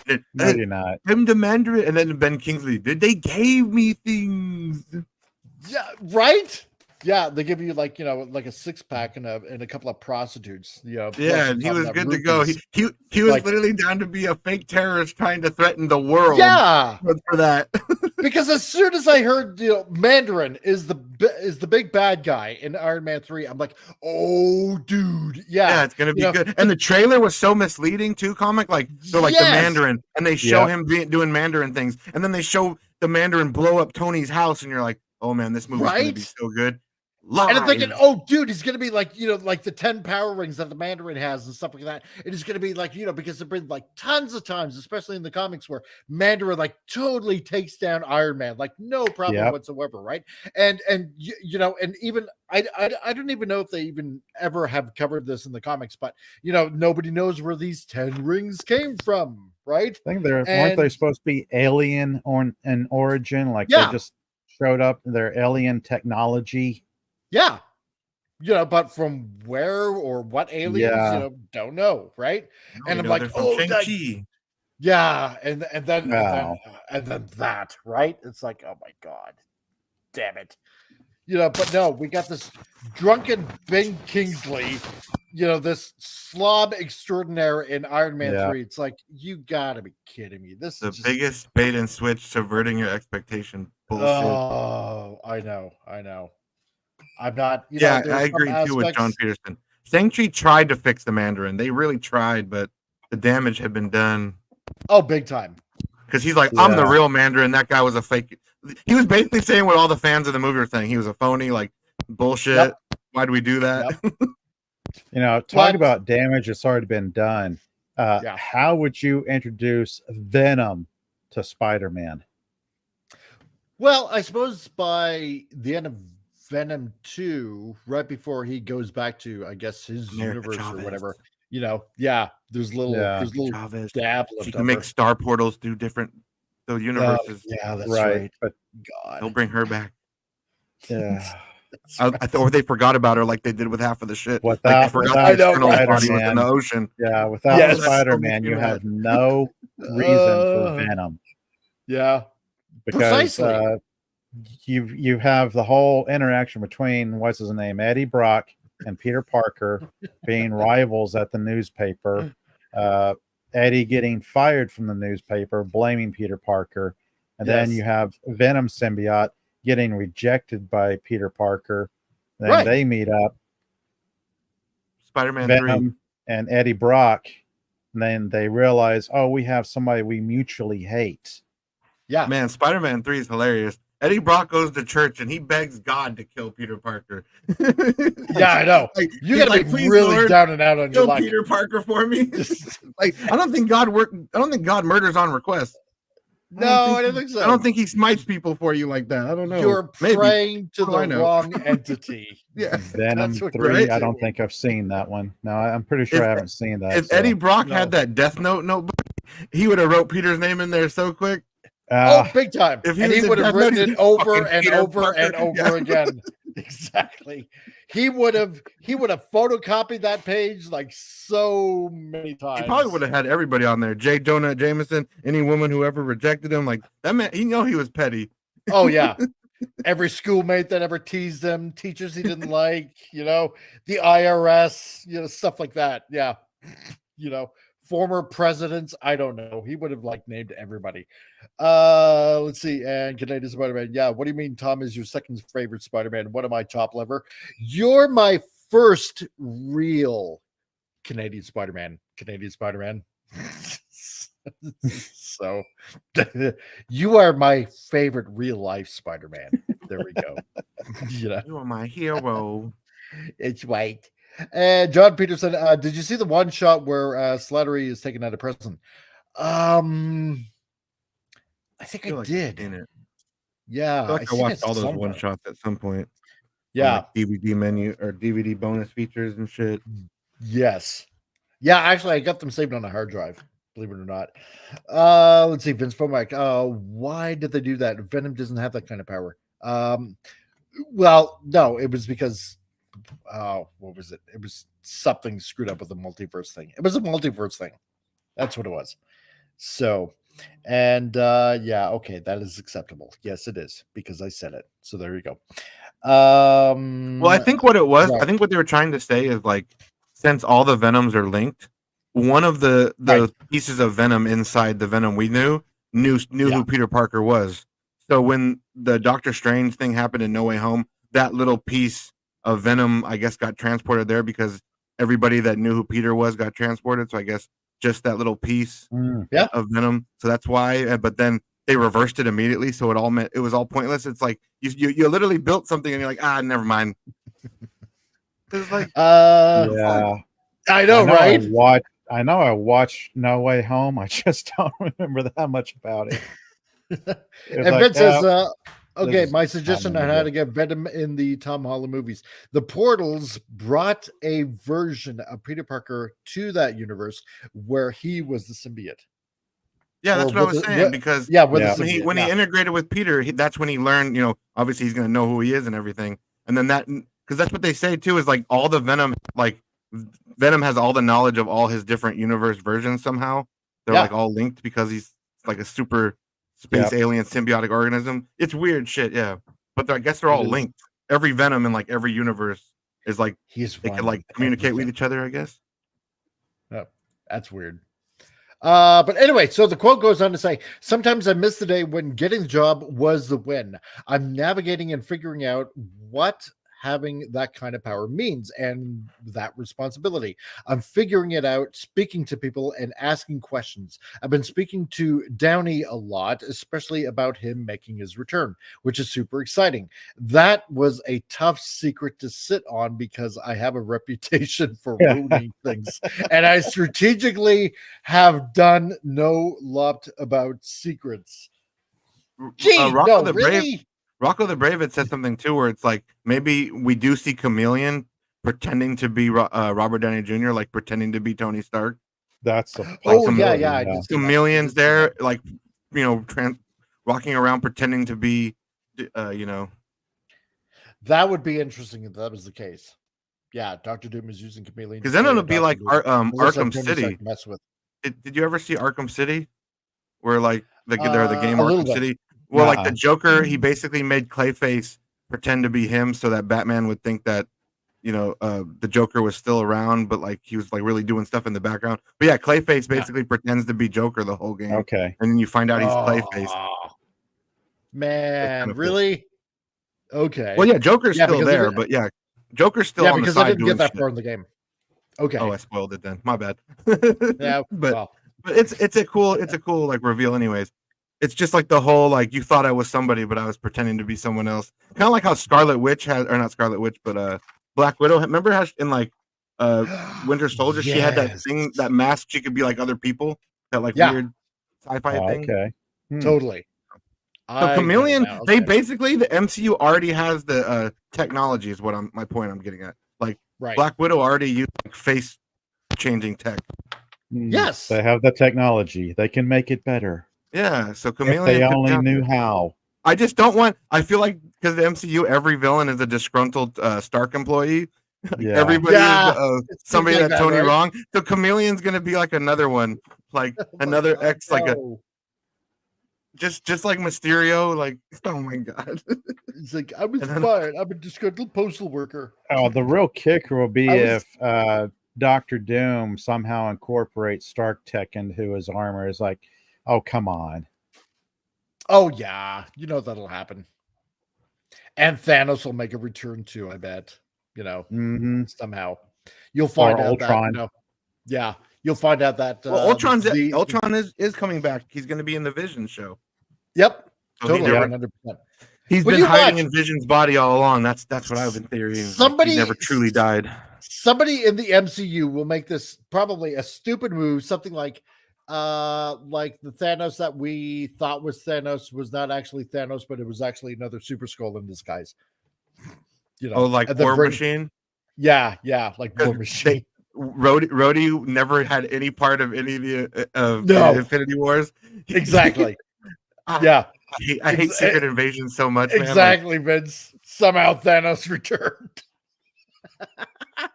It'll be something like that. Oh my god. Yeah. Somehow Thanos returned. We don't know how. He just did. They'll announce it in Fortnite first. Just like they did with Palpatine. Didn't Tony have a long lost brother at some point? Maybe that's who Doom is. Tony's secret twin brother. Ooh, we'll be like a daytime soap opera. It'll Wow. be like Marvel's God. The Young and the Restless, or what is it? Just I thought you were dead. I was.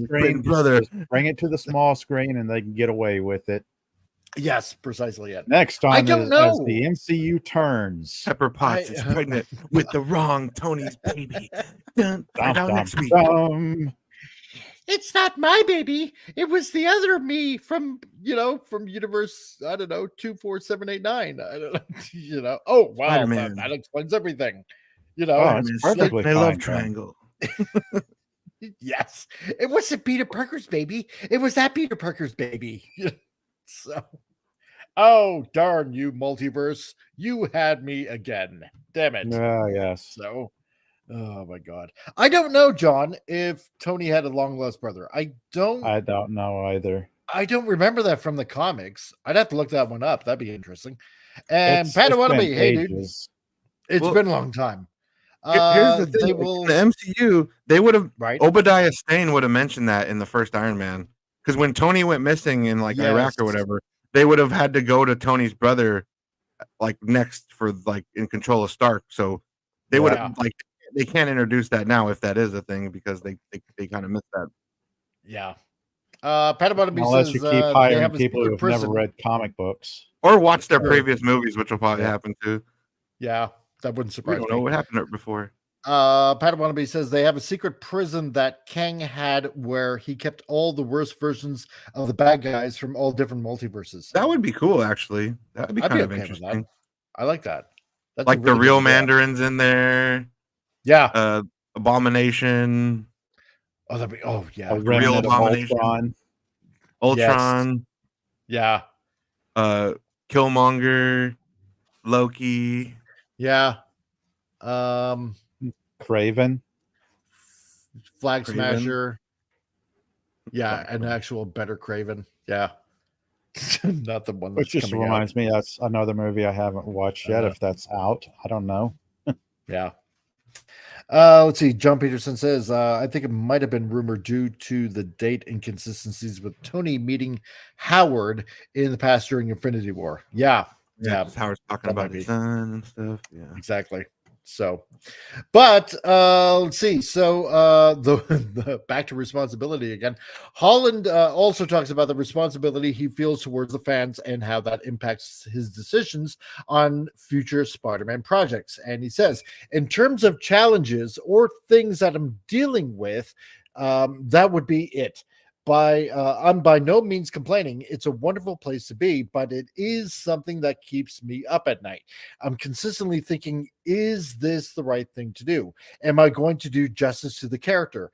Am I going to do justice to the fans? I definitely don't want to just make a movie for the sake of it, because that's not what Spider-Man represents. It's a complicated one. It's going really well, though. That's exactly the opposite of Rachel Zegler's entire stance on Snow White.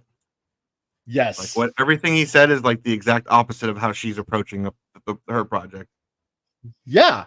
How can I ruin it? I don't give a shit. Yeah, but his is I'm worried about doing justice. I want to do the character right. And how can I possibly make this character the crappiest it's ever been in history? How can I prove that you are all wrong and I'm the one that's right about what this character is supposed to be about? The world's 100%. Wrong, I'm right.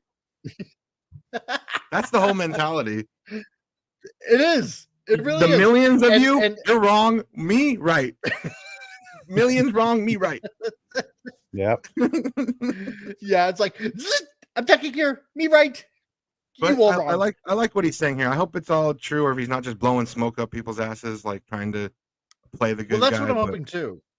Yeah, because he's sounding more and more like everybody else's favorite nerd out there, Mr. Henry Cavill. Yeah, because You know, Superman, Spider-Man, these are important, fictional characters in the world, and yeah, how you portray them does, it like they are heroes. Like little kids look up to these characters, and aspire to do Exactly. good things like them. So you kind of have to represent them in a good way. I came in late, but Tom Holland introduced a new alcoholic beer. Yes. Yes, That's kind of what got us And- started on the whole Tom Holland rabbit hole. Huh? Yeah. that's Yeah. true. You know what? And probably because he was like really bad at keeping secrets. Like obviously years ago, Man, I can't. He was just all of and- those people in Marvel, like Mark Ruffalo, all those cats spoiled shit down the line. Oh yeah, but I'm thinking But with yeah, him, he was real bad. was it because of the drinking, maybe, or was Maybe. it just Could have because? been, and he was kind of notoriously known about it. It's like, okay, don't say anything to him because he's just going to blurt it out during an interview. Yeah, exactly. Yeah, Andrew Garfield had to straight up lie about No Way Home. Like he straight up That's lied in the true. interview. Yeah, no, I'm not in it. It's like, bullshit. Oh yeah, dude was like Michael Bay, like constantly lying about all the kind of stuff that was going to be happening in the movie. Meanwhile, it's like Tom Holland is like blurting everything out. Oh my god, you can't believe what's going to be happening. It's like, Yeah, doesn't he say up. like we die? I think he said like we die or something, and then like they show like Yes. a Don Cheadle. He's like, what the fuck? Shut Yeah. up. It's like, dude, I haven't seen the really? movie yet. Yeah. It's like Yep. stop it. It's like, oh And great. then we yeah. all die. It's like, oh my god.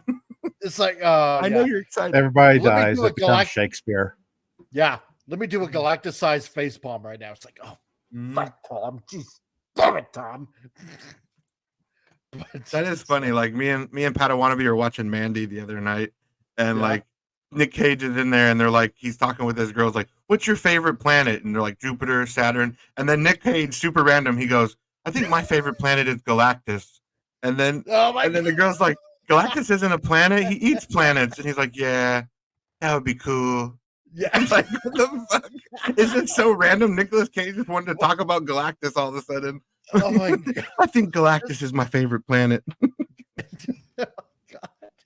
You know, he was eats actually planets. secretly testing her. That's what it Yeah. was. He Yeah. must Like, oh, you know about Galactus, girl? You a keeper. have been. You know nothing. You are nothing. You you collect nothing. See, you the Nothing Galactus you test. Yep. Oh my god. You get nothing. Good day, sir. Oh my god, that's what it is. Yep. John Peterson, Disney thinks a woman that looks like Godot is somehow less fair than Ziegler. Really? Yeah. Seriously? Yeah, they do. Yeah. If the they mirror, really if the honestly mirror do. Godot that Rachel Zegler is better than her, she's throwing that mirror out the fucking window. That should have Yeah. been the next scene. Is like the mirror like That's right. screaming on the way down to the tower. No, I'm kidding. I want to get my money back for this mirror. It seems defective. Yep. I need Yeah. a new mirror. Oh my god. It is But defective. yeah, so he also acknowledges the fan support and emphasizes the importance of maintaining creative integrity in upcoming projects, to which he says, I owe everything to the fans of Marvel and myself. They've been so kind and generous to me. After Civil War came out, I felt like Civil War was my audition to the world. I'd gotten the part of Spider-Man, did the film with the Russo brothers, and that felt like, well, will you embrace me as Spider-Man? And they did, yeah, because it was really exciting to actually see Spider-Man. Finally and was him. in the MCU. Oh yeah, Yeah. it was Yeah. It was finally awesome. home.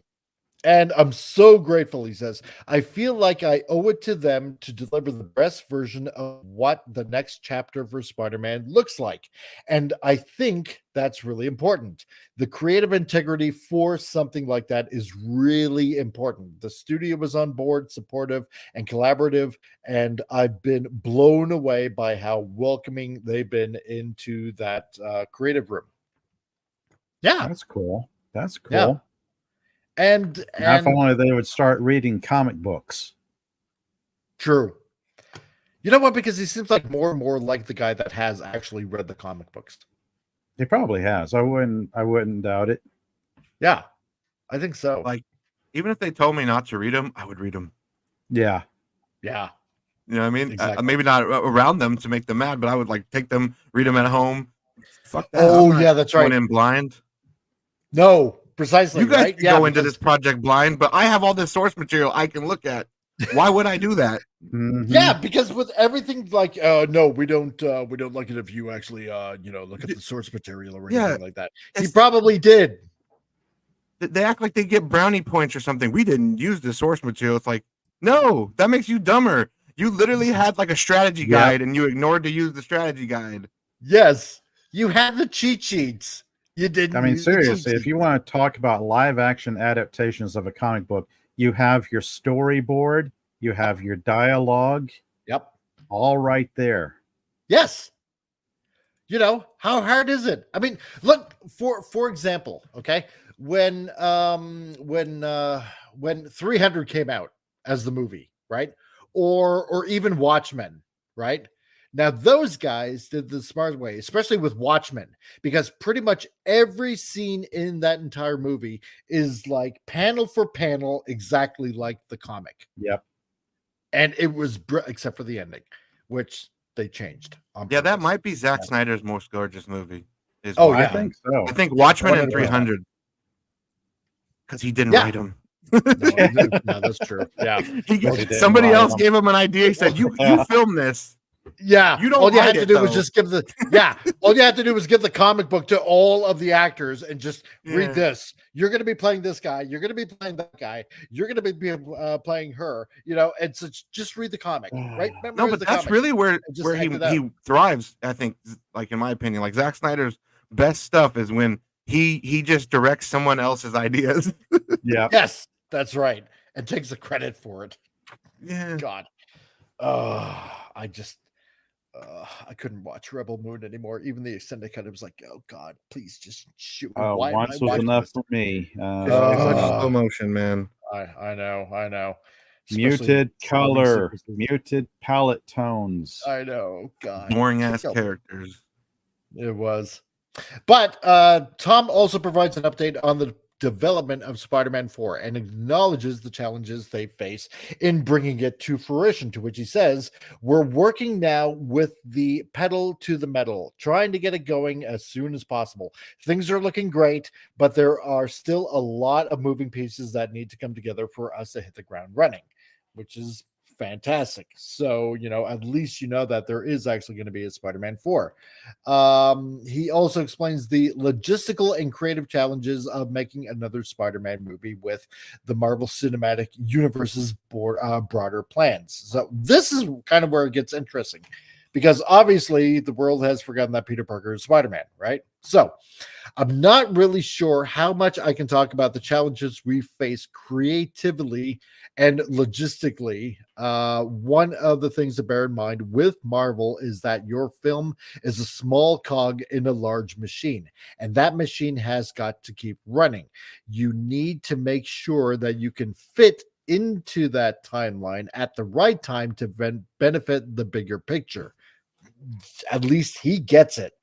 So that's one of the challenges that we're facing. And the time in which we need to get that done is a tall order, but definitely available with the fantastic people that we have working on it now. Thank you. Because that's actually kind of interesting, because you think about the MCU, Marvel, and of course, Disney owning Marvel and Star Wars. Yep. I imagine somebody at Disney is starting to freak out like, oh crap, everything we're doing is failing. We need to put the brakes on things and take a hard look at what we're doing. Like, maybe we shouldn't crank out crappy movies. Right. But maybe put out an effort to put out something that doesn't end terribly. Right.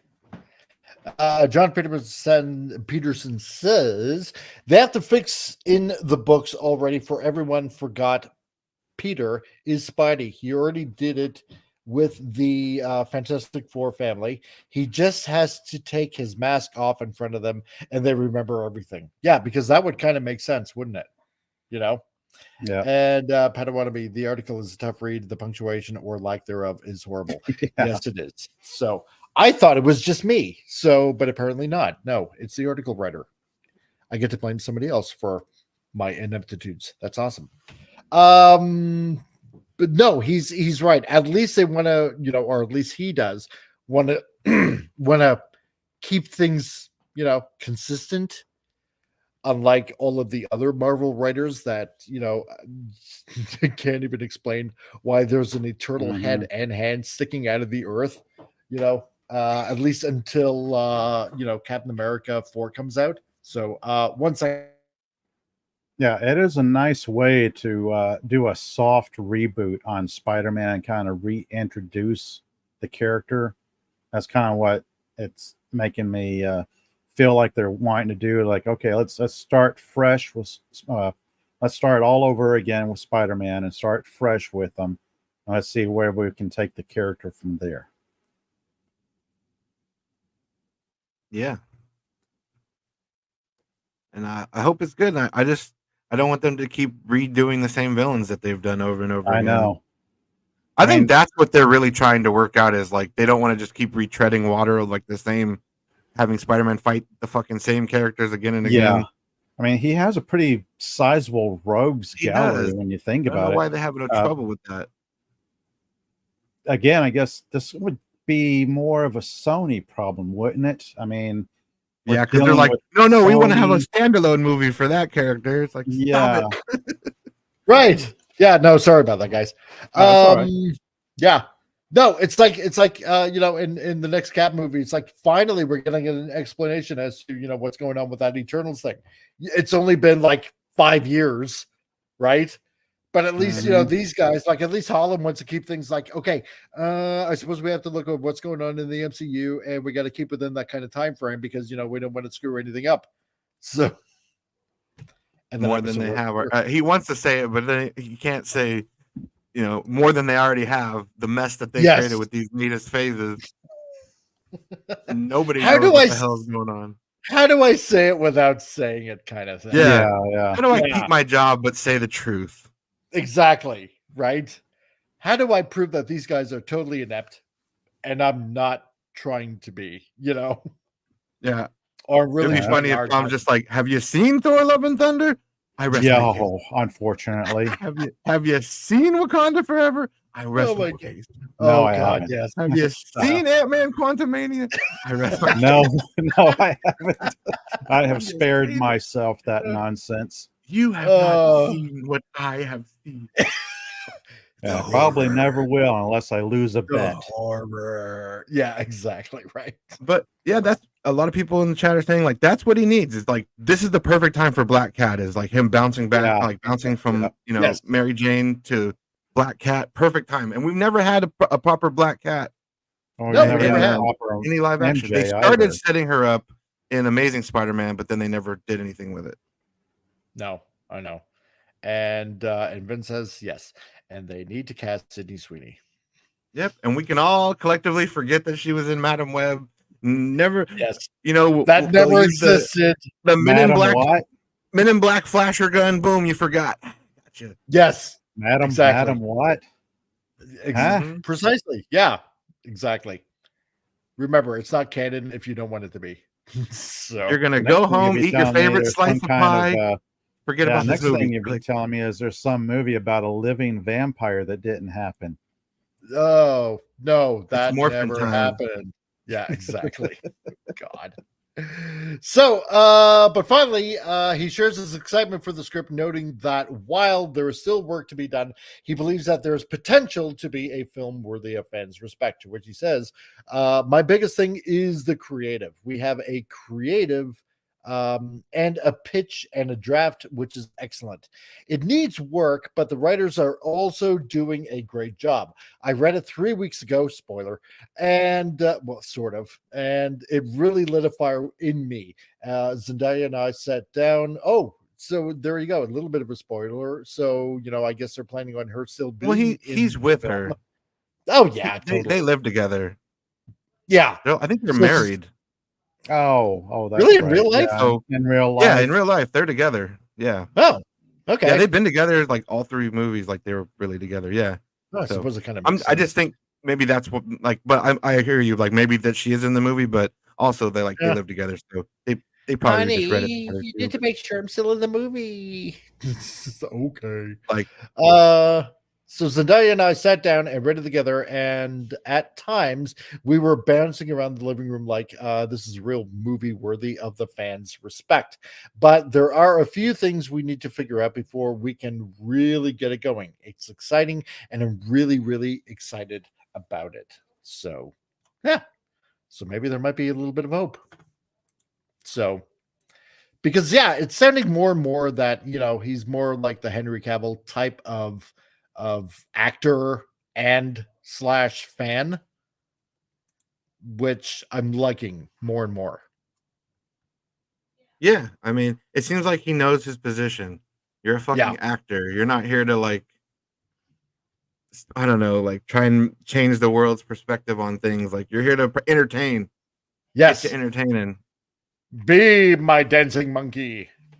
I mean, Just yeah, sadly, that's perform. kind of what it is. Like, Well, yeah, it's like that's what you're being paid for. I don't want to hear any of your stupid political diatribe. I don't want to hear any kind of messages you're pushing or anything like that.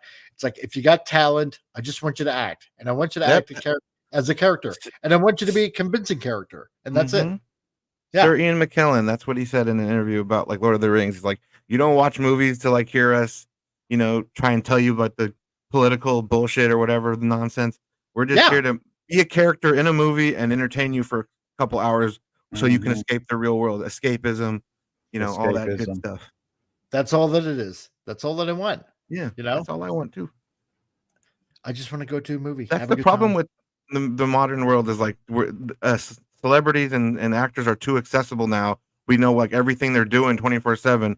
They were way more mysterious. That's why like paparazzi and TMZ had their rise and shine. Where what's these celebrities? Look at where are they? What are they wearing? What are they walking away? It's like now we know like from morning till like from when they're awake to when they're asleep. We know what they're doing, what they're eating, what they're seeing, what they're doing. So there's no mystery anymore. Because also used to be a time when actors and actresses were a little bit more reserved too. Is like they didn't want to be in the spotlight all the time.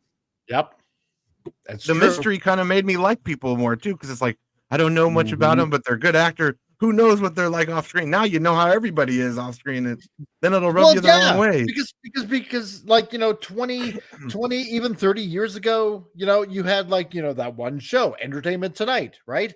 And you only got to see them in like brief little snippets, news snippets here and there and stuff like that, promoting their new show or their new movie or whatever it is that they happen to be doing in life.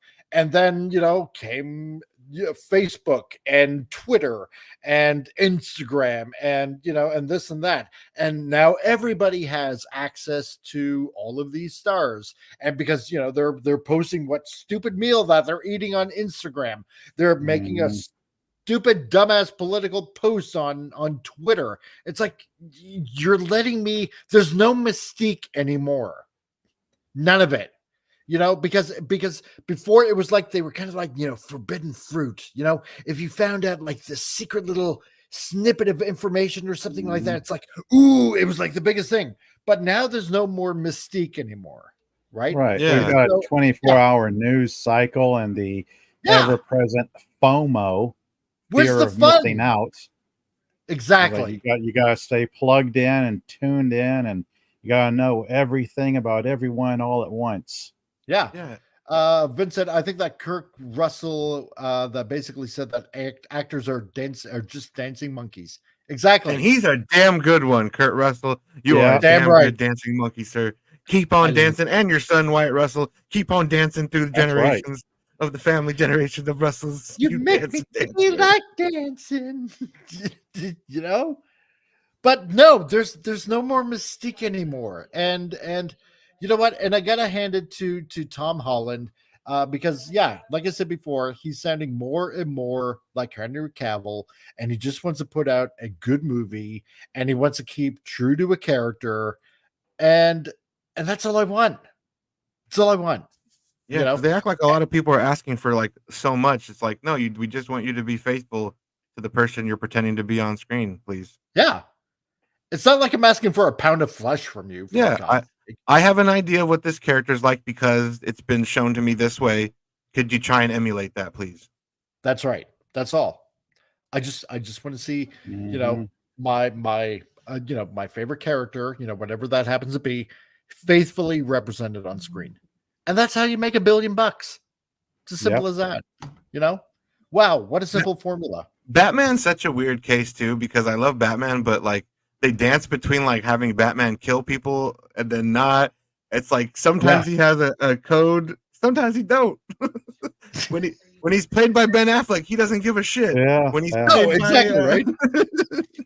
You know, the answer to this question is no one. does Batman kill? Does Batman kill?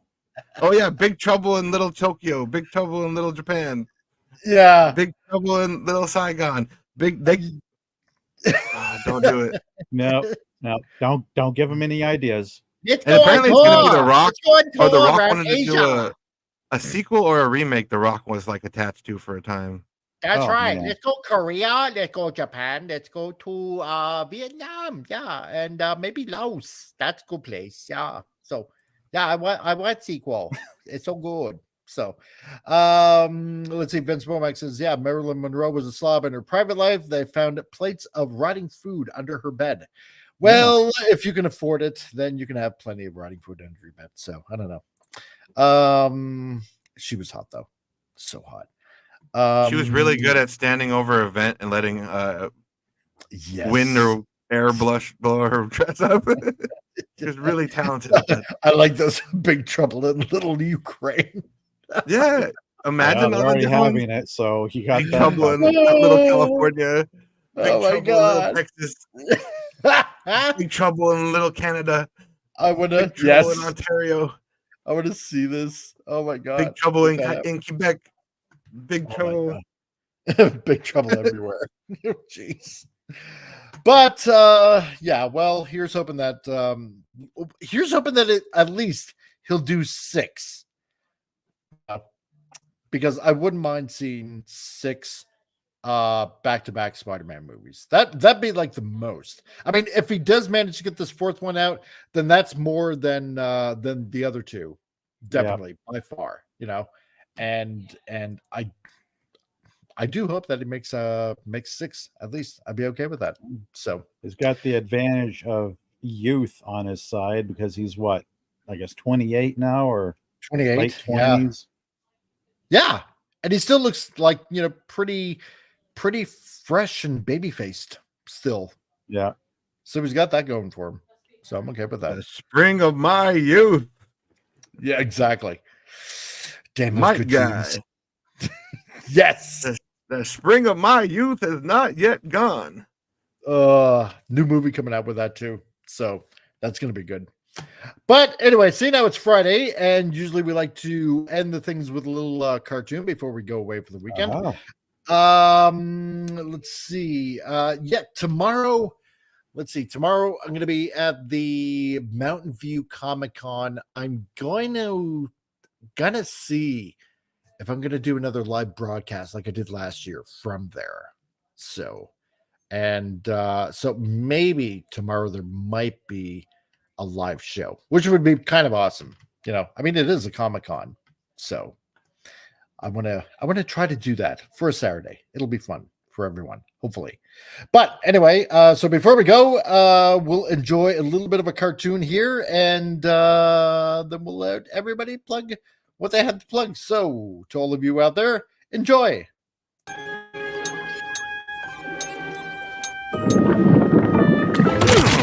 Aha!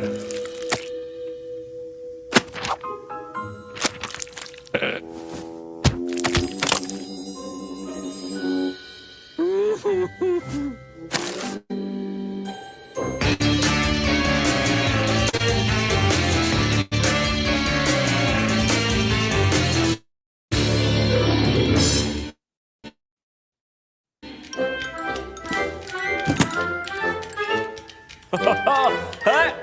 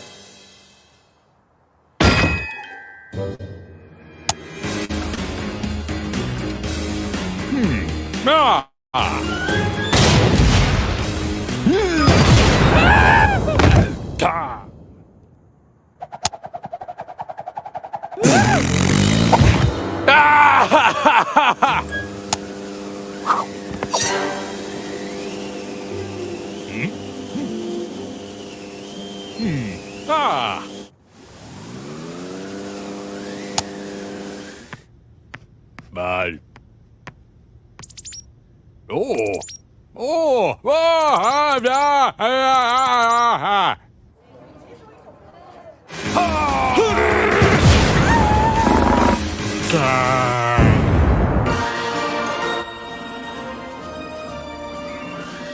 What happened to the good old days?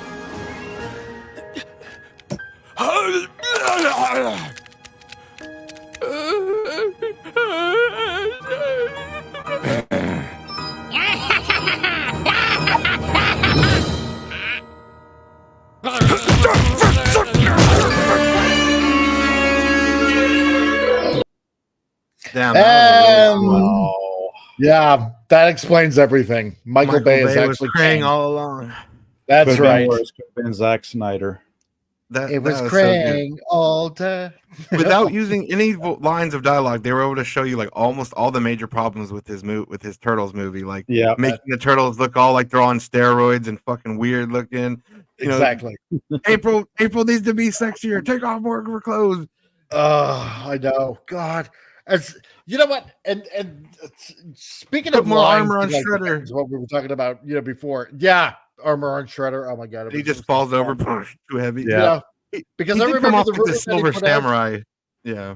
He did. I remember the rumor, or actually the fake news that he put out. Fake news, totally fake news, that he was putting out there about the turtles being aliens from another planet.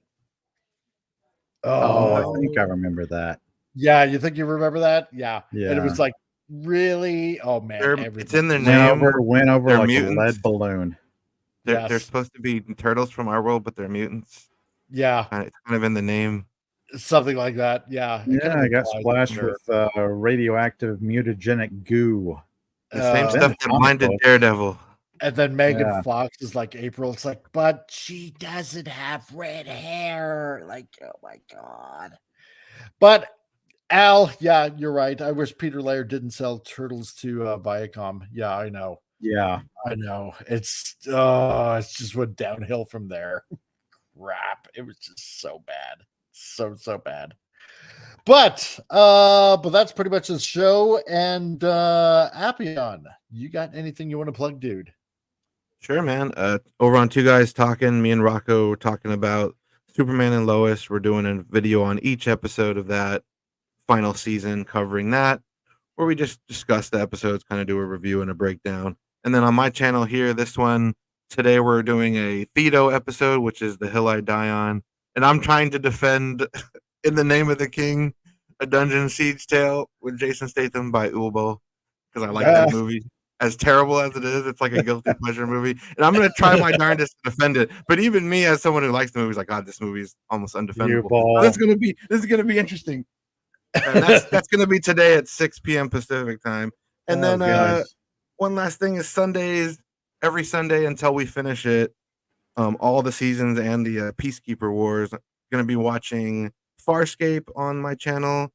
Pop sometimes joins. Padawannabe and Carla Burton are usually on the panel, and we just commentary, talk about Farscape, and watch 3 episodes every Sunday. Such a good show. Yeah, it is. I'm enjoying it so far.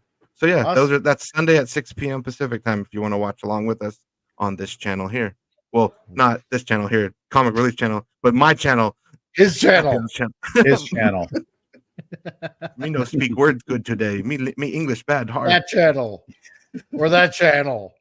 Those channels. Yes, I have those channels. They identify as channels. Where people do stuff and talk about things and exactly randomness. Like what Pop Culture Republic is doing right now. Yes. Maximum. I have no idea what I'm doing. I'm coming off of a break. I've taken a couple of months off. Slowly getting better. It's just you pick up and you move on. And I'm slowly thinking of new stuff to get back into on my live streams. Monday nights, Wednesday nights, and then Saturdays, where I talk about all things comic book related on my Saturday afternoon show. And then Monday nights and Wednesday nights, where I weaponize my insomnia to an extent. Talk about anything and everything pop culture related. Anime, movies, TV shows, K-dramas, books, comic books, what have you. And I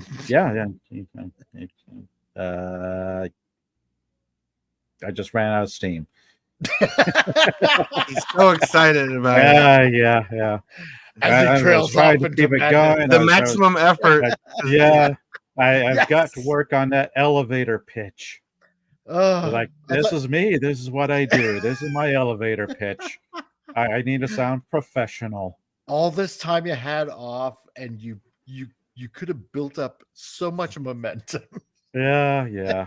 I'm kidding. I was dealing with other things, but yeah. No, well, you know what, man? I missed you. Missed having I know. on. I know. It's things happen. You grieve some, and then you move on. Life moves on. Everybody has to move on. That's right. No, I get you, man. Yeah, it's all good. And Penny, you just made it just in the nick of time for the show to be over. So, hello. but hi, Penny. And even though our geeky classic leftist turning centrist Tom is not here, if you want to go ahead and check out his I was channel. wondering where he was. Yeah, Tom is taking a little bit of time off. Just things going on on his end that he's sorting out. And just praying for him that things go well. So Tom, just gonna say, he said he's gonna take a month off, so he'll be back in November. And Tom, praying for you, dude. That everything works out a-okay. And Penny voted. You voted actually, like today, like vote. Like we're talking like this November election voted, or you voted with a thumbs up. Okay, whatever. I don't know. And that's right, Franco. Don't forget to hit the refresh and leave a comment after the stream, as it helps the channel grow. And I would really appreciate it, because I'm almost at 1100. And check out these guys. And yes, just got home.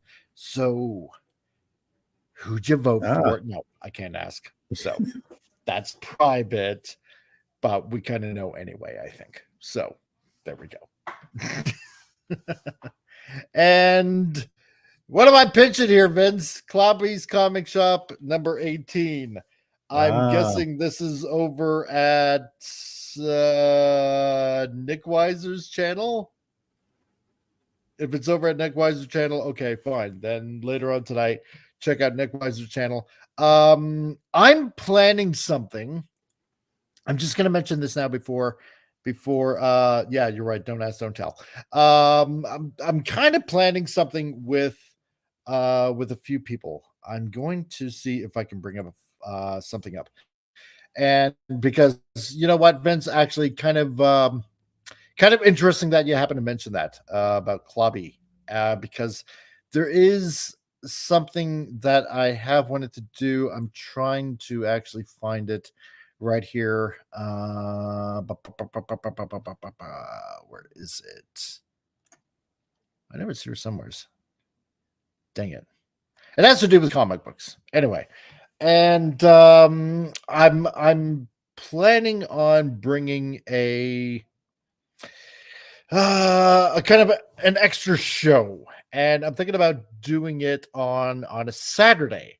And I'm talking with a couple of people, one of which was on Klobby's channel, and talking to Raquel Briggs. And I've been wanting to do, I've been kind of wanting to do this where we're, Clobber and Times really enjoyed doing comics, and on the Marvel side of things, Fantastic Four, and so I'm planning on doing a comic book read. So I'm talking to a couple of people, and where we're just gonna basically do kind of like a comic book radio play. And hopefully, and hello, Alistair's Queen Emma. Hello to you. Thinking about bringing some people into the fold to, have fun reading comic books, and everybody takes a particular character. And we're going to be probably starting off with Marvel's first family, Fantastic Four #1, and go through probably like all the Jack Kirby comics and stuff like that. And then once we do that, I didn't know you were live streaming. Well, I am now, and I'm just about to end. So you can catch it on the rewind. So that's a plan that's in the works. And seeing how Raquel is generally only free on a Saturday, if things work out well, then we're going to be doing that on probably Saturday nights. So that might be a thing. Just got to work some things out. Yeah, totally be fun, So, folks, that's pretty much it for this show. I will have something that I will be posting on Sundays for a Bible study that you can check out on Sundays, and we'll be back on Titillating Tuesdays, pending some sort of imminent apocalypse that might be going on, which I don't think is going to happen anytime soon. Hopefully not. So we'll be back on Tuesdays, and it does sound great. So would have listened to it on Mondays, but since I take the weekends off from the crazy that is the internet, so we'll be doing that. And Tina just makes it right in the nick of time. Hello.